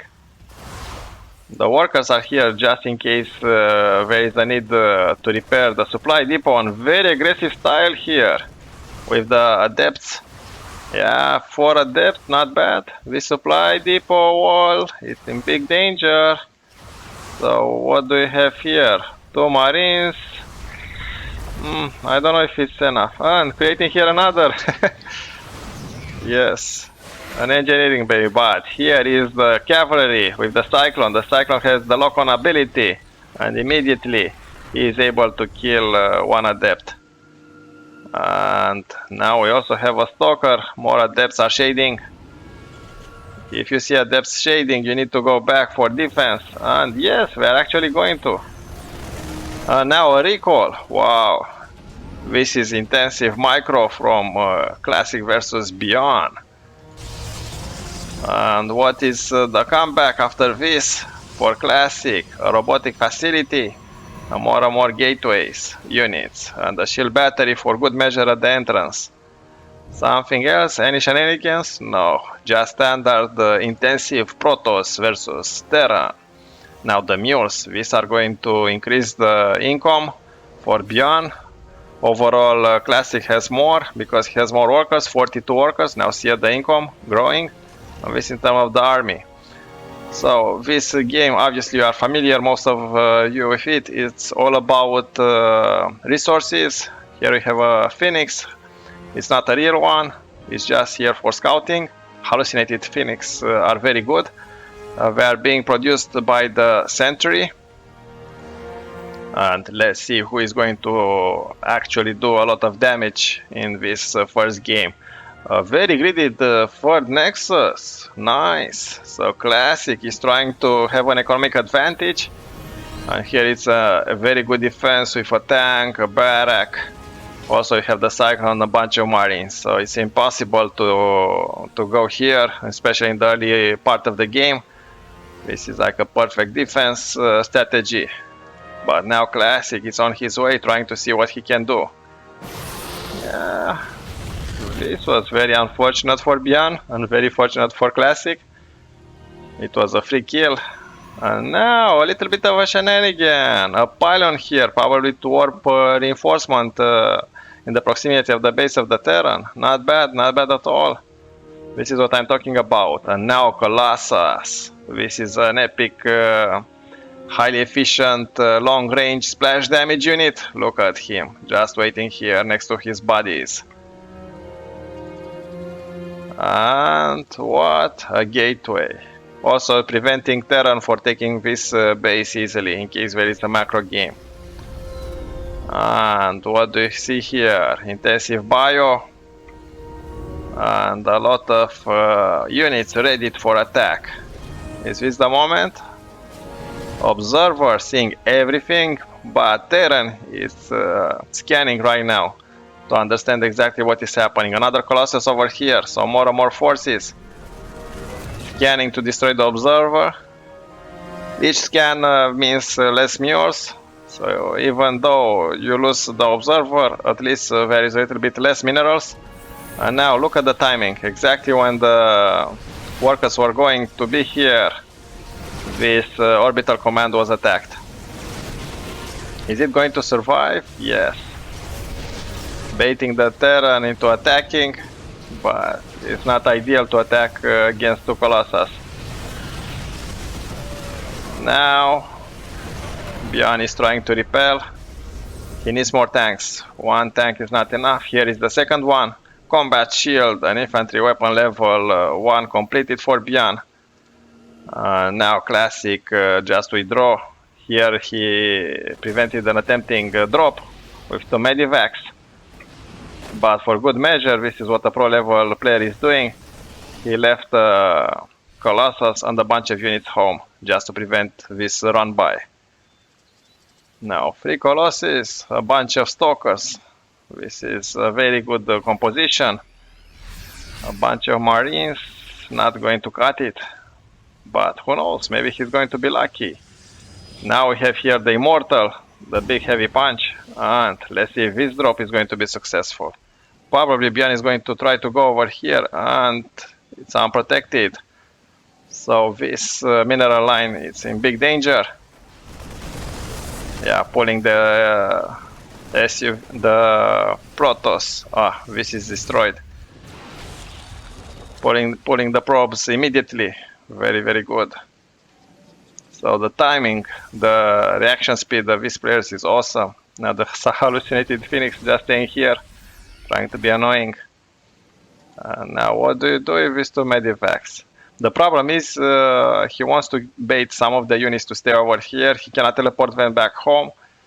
And if he tries to go over here, who knows? It can be intercepted. But no, the boost was activated. And these two medivacs with marines are flying home to safety. But they are on low health and can be easily destroyed. Now, perfect observer over here, seeing exactly the position of the Terran. Rushing, there are a lot of marauders over here. Excellent wall-off with the shield from centuries, blocking literally the Terran army from advancing. And now the Terran is trying to destroy these rocks to create another pathview avenue. Also a liberator over here, so this is going to be intensive. This is the part that we are all expecting, waiting to see. Now a lot of Vikings are needed to destroy the Colossus. Or to steam as much as possible, but when you steam that means you are going to lose health, and only 3 medivacs not enough. Now ByuN is trying to reposition. Let's see where. Now look at the vision of both players. Now a drop was attempted with the war prism. Nice. This is a very good defense. In terms of workers, 55 for ByuN, 71 for Classic, favoring Classic, so he has more income. But it's okay because ByuN can use mules. And if you drop mules, that means you don't need so many workers, not that many SUVs. Now let's see if this attack is going to work. Yeah, 3 Colossus. Nice, 2 Archons. They are very good for taking absorbing damage and to do splash damage as well. Now look, baiting the Terran. But here we have 4 tanks and 2 Liberators. It's a dead zone. And finally we start to have Vikings. Who is going to win, guys? Place your bet. I have no idea. Both players are very good. It's just a matter of how good you are with microing your army. And now a recall. Where?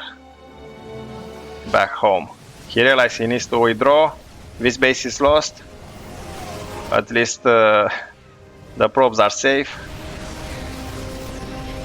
Now 4 tanks over here. And whoa, that was epic. A disruptor shot. But now this base is in serious danger. Yeah, the probes are running away for their lives.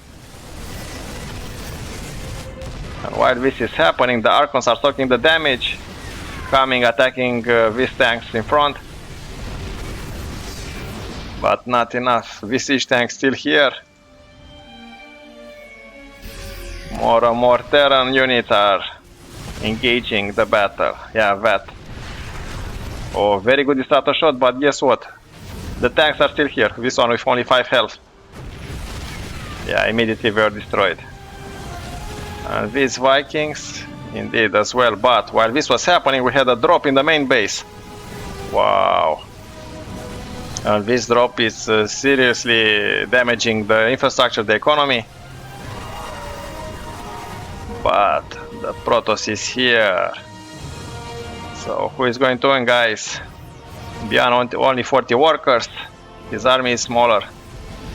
But his economy is doing well because he has 3 bases versus 3. And the main base of Protoss is running low. So it's all going to be about this engagement over here. Low health for every Terran unit.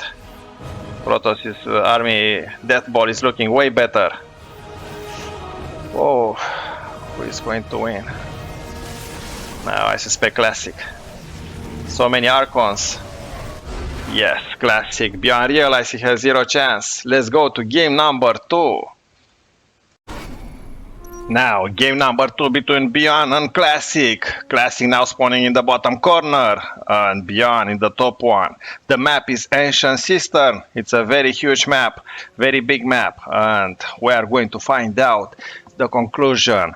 It was a very intensive game, to say the least. The Protoss Death Ball was able to defeat the Terran Bio. Now let's see if ByuN has an answer to it. Standard opening so far, Classic spawning in the bottom corner. Let's see what we are going to do. A supply depot, probably a barrack next to it, and here a random pylon.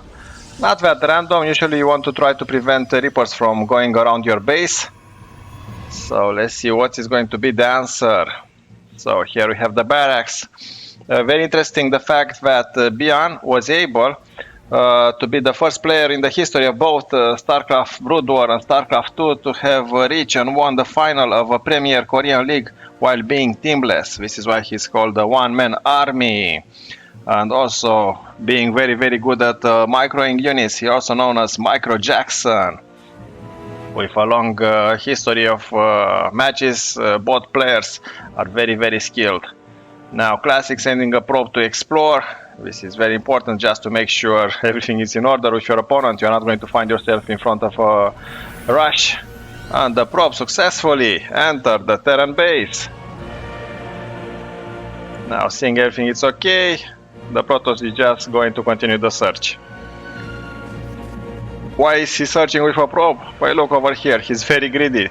Classic already have a second nexus, so that means he's a little bit vulnerable. Here we have another pylon. So now because he made sure everything is okay, denied a little bit of the timing of the second command center, he will have an economic advantage. And this second command center probably is going to be upgraded into orbiter like this one, and that means an extra mule and a little bit of extra income for ByuN. Look at the income depending very much on the mule. Both players low on army, only 2, that means non-existent. And now the Reaper is here. The Reaper to make sure what is happening on the opposite side. Is this a good moment for him to attack or not? Now jumping, and here we have the Adept. Adept versus Reaper. Both players started with this very fast engaging units. It's very hard for Adept to catch a Reaper and vice versa. These are some of the most agile units in this game. Look at them playing catch. Are they going to be able to catch each other? No. And the Adept, while chasing away the Reaper, is going to the opposite direction. And let's see what damage he's able to do. Already here we have a bunker just for good measure. And now look at the timing. So ByuN immediately withdraw all the SUVs, and that means lost mining time, which is never a good sign. And here we have a perfect wall-off. And while this is happening, the Reaper is inside the main base. The Reaper trying to do a lot of shenanigans, but guess what? Here is the wall-off. And immediately it was destroyed by the Stalker. What happened here? Yeah, it was dealt with as well. Here we have the Cyclone. The Cyclone is very efficient. He has the lock-on ability. And here we have, for good measure, a 4 command center built in the main base. So ideally is to have it on the spot, not to lose any more time, but that means it's vulnerable to attacks. This base 40 out of 60, not bad at all. So Classic chrono boosting workers, now he has 48 versus 43 for ByuN. And the economic advantage of Classic is overwhelming right now. Especially because at the end, first part of the game is very important. The tank is going to be ready, a bunch of marines, more barracks, so heavy bio like usual. Now look at the lock-on ability. Bam, he's dead. Bunkers with 3 marines, 2 more are coming. Here we have the armory for upgrades. Double armor is also very important, guys, so if you like also to play this wonderful game, please make sure to have upgrades, doesn't matter the race. And blink almost ready for classic, blink for stalkers. A third nexus over here with a pylon, so 3 nexus, very good, very efficient. And here we have warp gates and the robotic facility. The Twilight Council is also done, and this small group of stalkers are just making sure the proximity is clear. This is their point of view, this is for ByuN, and this is for classic.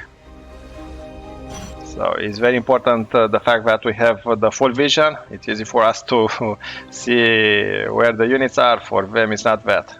So basically the Cyclone is patrolling, trying to have a figure out where the protoss is, and these 4 stalkers are doing the same, but in force. One SUV in danger. Yeah, they have no idea, neither do the stalkers, how close they are. Because if they can see each other, and now, yeah, he's dead. The Cyclone is dead immediately.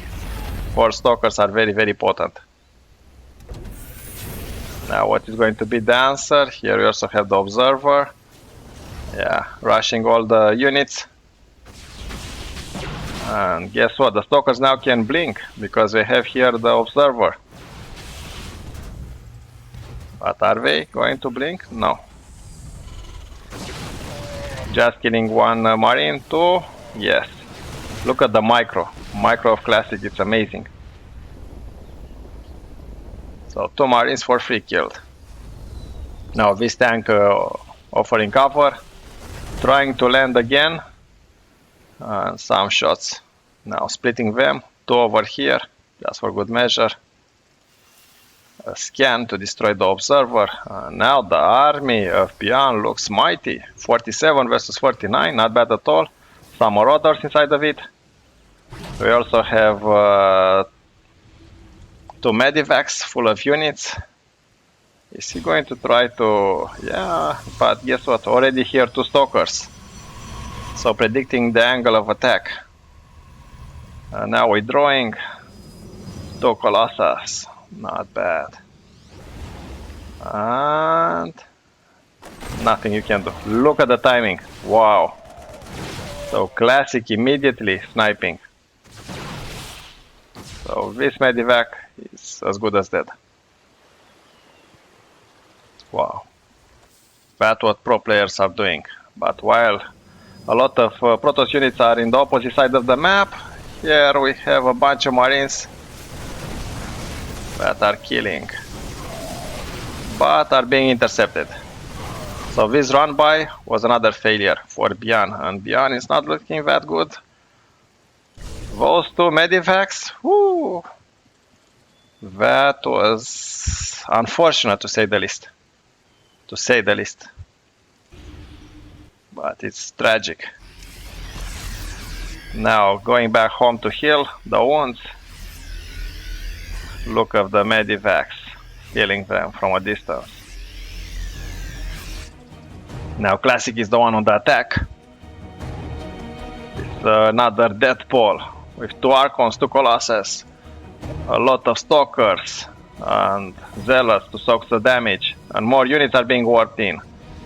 So now the army of classic, 88 versus 78, another archon is being morphed, and this random widow mine was destroyed.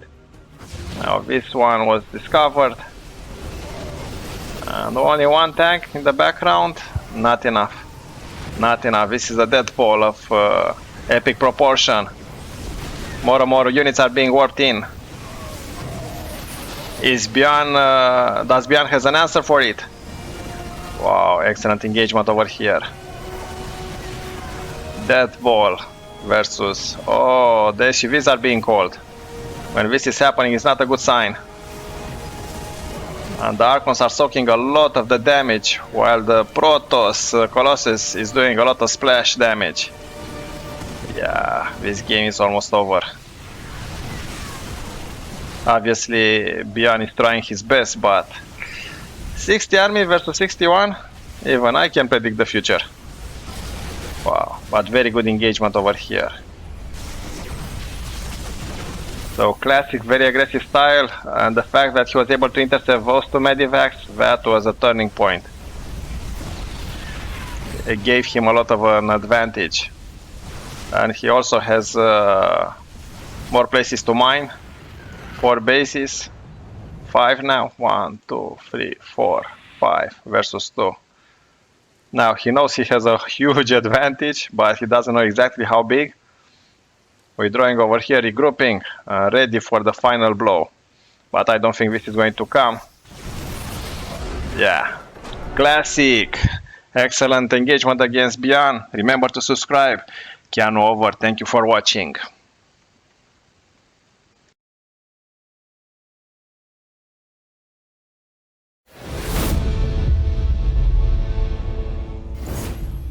Two, one. Hello everyone. My name is Keanu. I'm really excited to be here with you today. We are going to watch a wonderful game between Scarlett and ByuN. Scarlett, as usual, is a Terran here in the bottom left corner, and Scarlett on top as a Zerg player, as she is always known for. Scarlett is also known as Sasha Hoistin. Also, she's a Canadian professional video game player. For StarCraft 2, for a while she tried Dota, but she stick to the game that we love. ByuN is from Korea, and coincidentally or not, they are both 29 years old, so they have the same age. And a lot of experience, which is coming with the age. So standard opening so far, we have Scarlett opening for with a hatchery, while ByuN is trying to make a wall off. The depot, the usual depot. We have the barracks. The barracks is leading all the way to his opponent base. He's preparing to attack with marines for sure. A gas. And so far, so good. Now, some interesting things about Scarlett, for example. She became prominently in StarCraft 2 in 2012, when she was able to beat a lot of highly ranked players at an event in Las Vegas. In 2014, she climbed the global StarCraft rankings to rank 21 and placed second at NorthCon. By mid-2014, Scarlett had taken first place in 7 tournaments, making her the second highest paid female professional gamer at the time. By 2014, Scarlett was able to have more than $100,000. So games are really going to pay off. A Reaper, standard opening. The Reaper is going to scout to see whatever is happening and trying to make Scarlett lose some focus, some APM, and why not, trying his best to kill some drones. But Scarlett's on point, already forced zerglings. Going to make sure, and once the queen is going to pop up, she is going to make sure the Reaper is going down. In the meantime, a second Reaper is going to be produced. He's on his way. The power of 2. The power of 3, actually. Another one already was here, on his way. So Reapers have a wonderful ability. They can regenerate health. So as long as you are able to put them out of danger, also they can climb. But 2 queens are more than enough. In the meantime, the second command center is being built. I'm pretty sure we are going to have a lot of Terran marines. We have 3 barracks so far. Another one is going down. And Scarlett has a third hatchery. Metabolic boost is being researched. And done. This hatch is almost saturated. This one is going to be soon. So we have standard 3 versus 2. The second command center is starting to produce, but in the meantime Scarlett is going to the third hatchery to produce even more workers. So her income is going to be higher.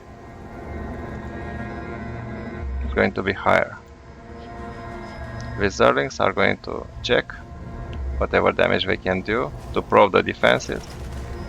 We are going back. Go back, boys. Nothing to do here. The Wolof is perfect. 3 marines are waiting for you. And you are going to be dead meat. In the meantime, the spread for which Scarlett is well known. Another tumor is being spread. The creep tumor is fantastic for Scarlett.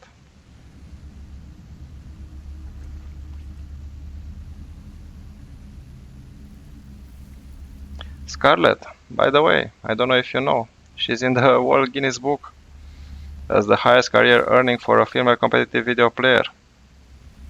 So, if I remember correctly, it's like 500,000. Not bad at all. A bunch of marines are now trying to see what damage they can do. 4 queens, zerglings, but no medevac to be able to heal them. I don't think they are going to achieve too much. It's a bit of a surrounding with the zerglings, and the queens are killing them one by one. Go back, boys. Save yourself. Yes, run to a medevac. The zergling is making sure Scarlett is going to know exactly when the second command center is going to land, destroying the debris. As you can see, in terms of workers, Scarlett is doing way better. In the army, it's pretty equal. The APM 300, 400, and the supply is in Scarlett's favor. Zerglings are usually the ones that are cheap to produce. So do marines. But overall, Zerg has a huge advantage in terms of number. Not necessarily quality. We are not as resilient as the Terran units or the protoss units, but depending on the player, they can be extremely deadly. Remember Serral, he's the best when it comes to Zerg. They even had to downgrade some of the abilities. He made everything seem so easy. A lot of queens, 1, 2, 3, 4, 5, 6, 7 queens in total. And here the medivacs full of marines are going to try to harass. ByuN has a style, 1-2 punch. He's going to attack in one direction, like a distraction, and he's going to drop marines in your base without you even realizing. Half of your workers are gone. Marines are way ahead, away from the siege tank protection. Go back, go back. So many of them. In the meantime, Scarlett realized that the army is far, far away. She's going to do a run by. These 3 marines are dead. The command center probably is going to be lifted out. A tank was brought immediately. It's going to kill 1, 2. 1 splash damage, 2 kills. 8 kills so far. Another bunch of marines is trying to see what they can do. The queens are making sure the creep is spread all the way to the opponent's base. The zerglings trying to see a run by. Juicy line full of workers and minerals. So Scarlett is going to wait until she's going to see where her opponent's base army is and is going to sweep into attack. a scan, see some of the crypt tumors. In the meantime, a lot of dead SCVs. This tank is going to die for sure again. A lot of friendly fire. So the splash damage is also doing friendly fire. This tank is going to siege up. Very good defensive position, but the might of the swarm is here.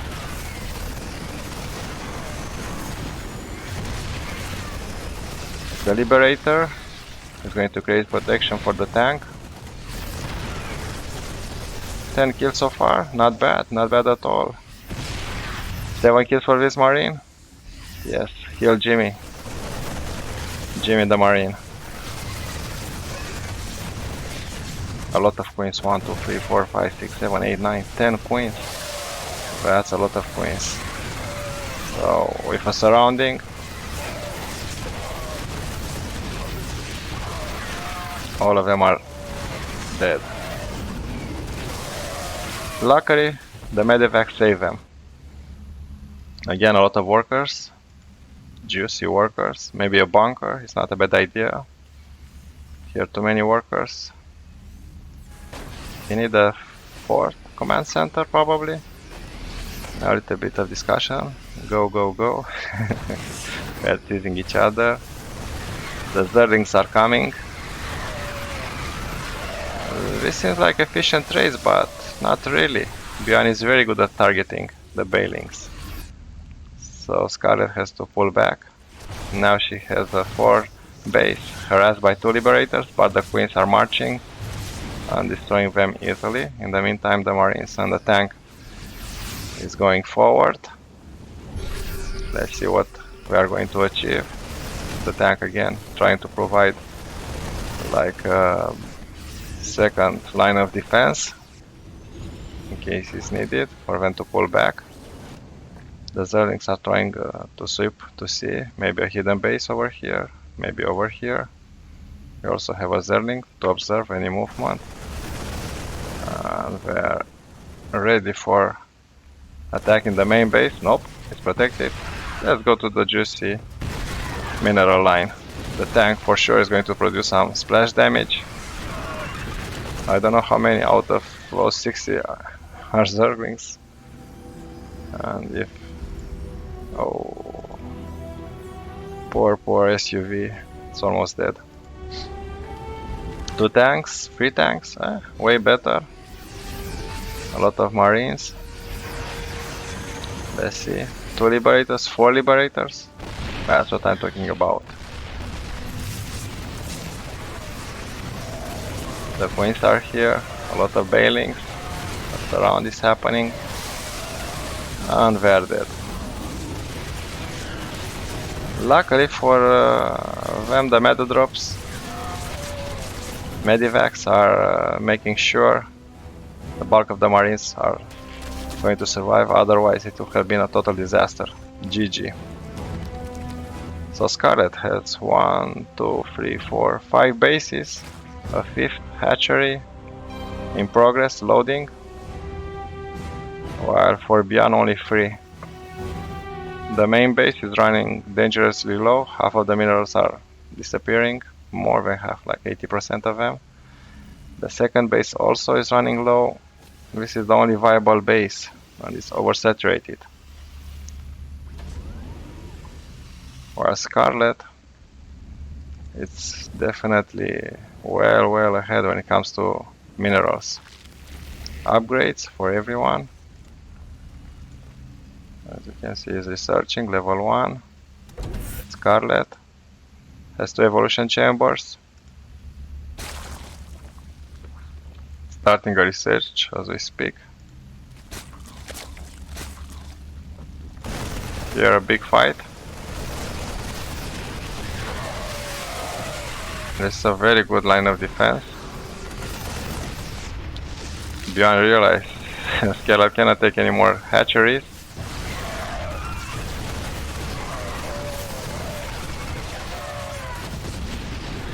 Oh, a lot of bailings are dead. Yeah, Scarlett, while doing this, she was able to make sure the SUV line is being depleted, but it's not like there aren't any SUVs left. There's an overabundance of them, so all you have to do is to pull some SUVs from the oversaturated areas. In the meantime, a drop managed to destroy the hatchery from the top left corner. And now, creating a defensive... Nope. He's going for the attack. The best defense is the attack, as they say. A lot of zerglings. It's a huge difference in supply terms between those two players, but in terms of army, pretty equal. ByuN is compensating with the fact that he has mules, and they give a lot of extra income. Another run by with zerglings. Let's see how much we are going to achieve. Even if some SUVs are being destroyed, still plenty left. While here, ByuN is trying to kill as many hit points from the hatchery as possible. The queens are making their best, the zerglings as well, but there are way too many humans, too many marines. The Liberator, 6 kills so far.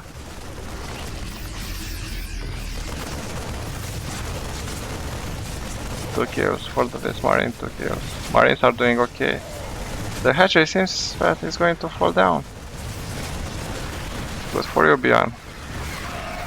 Another wave of zerglings, but the surround is better. Not a frontal attack with tanks and Liberator.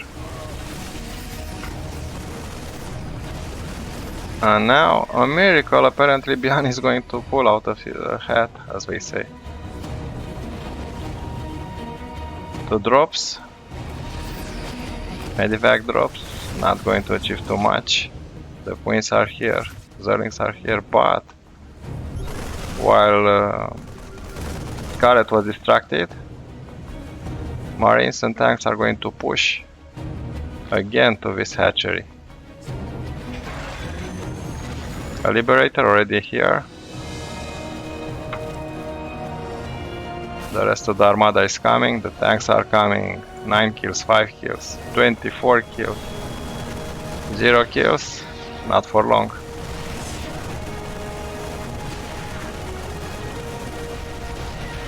The workers are hiding. Are they going to be seen? Some of them escaped.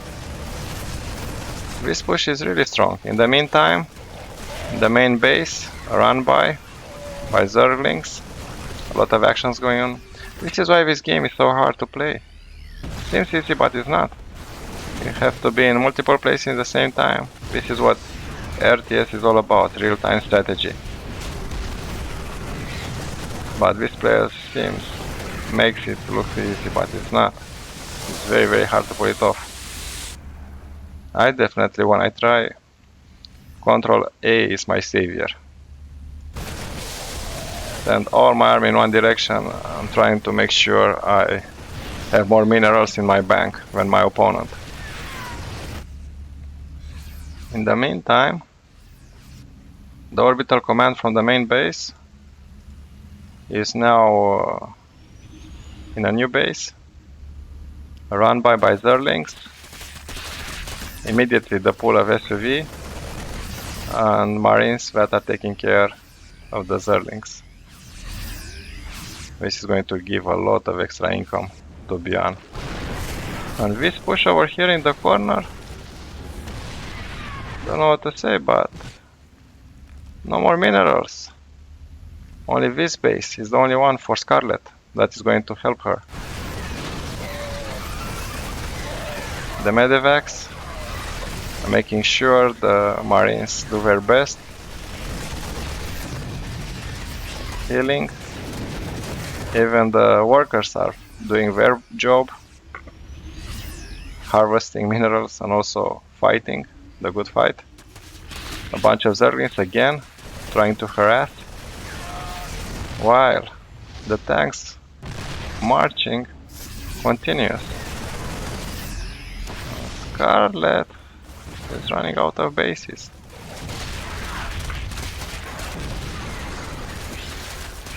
This tank is also killing a lot, but the Liberator used his body as a bait, killing all the zergs units.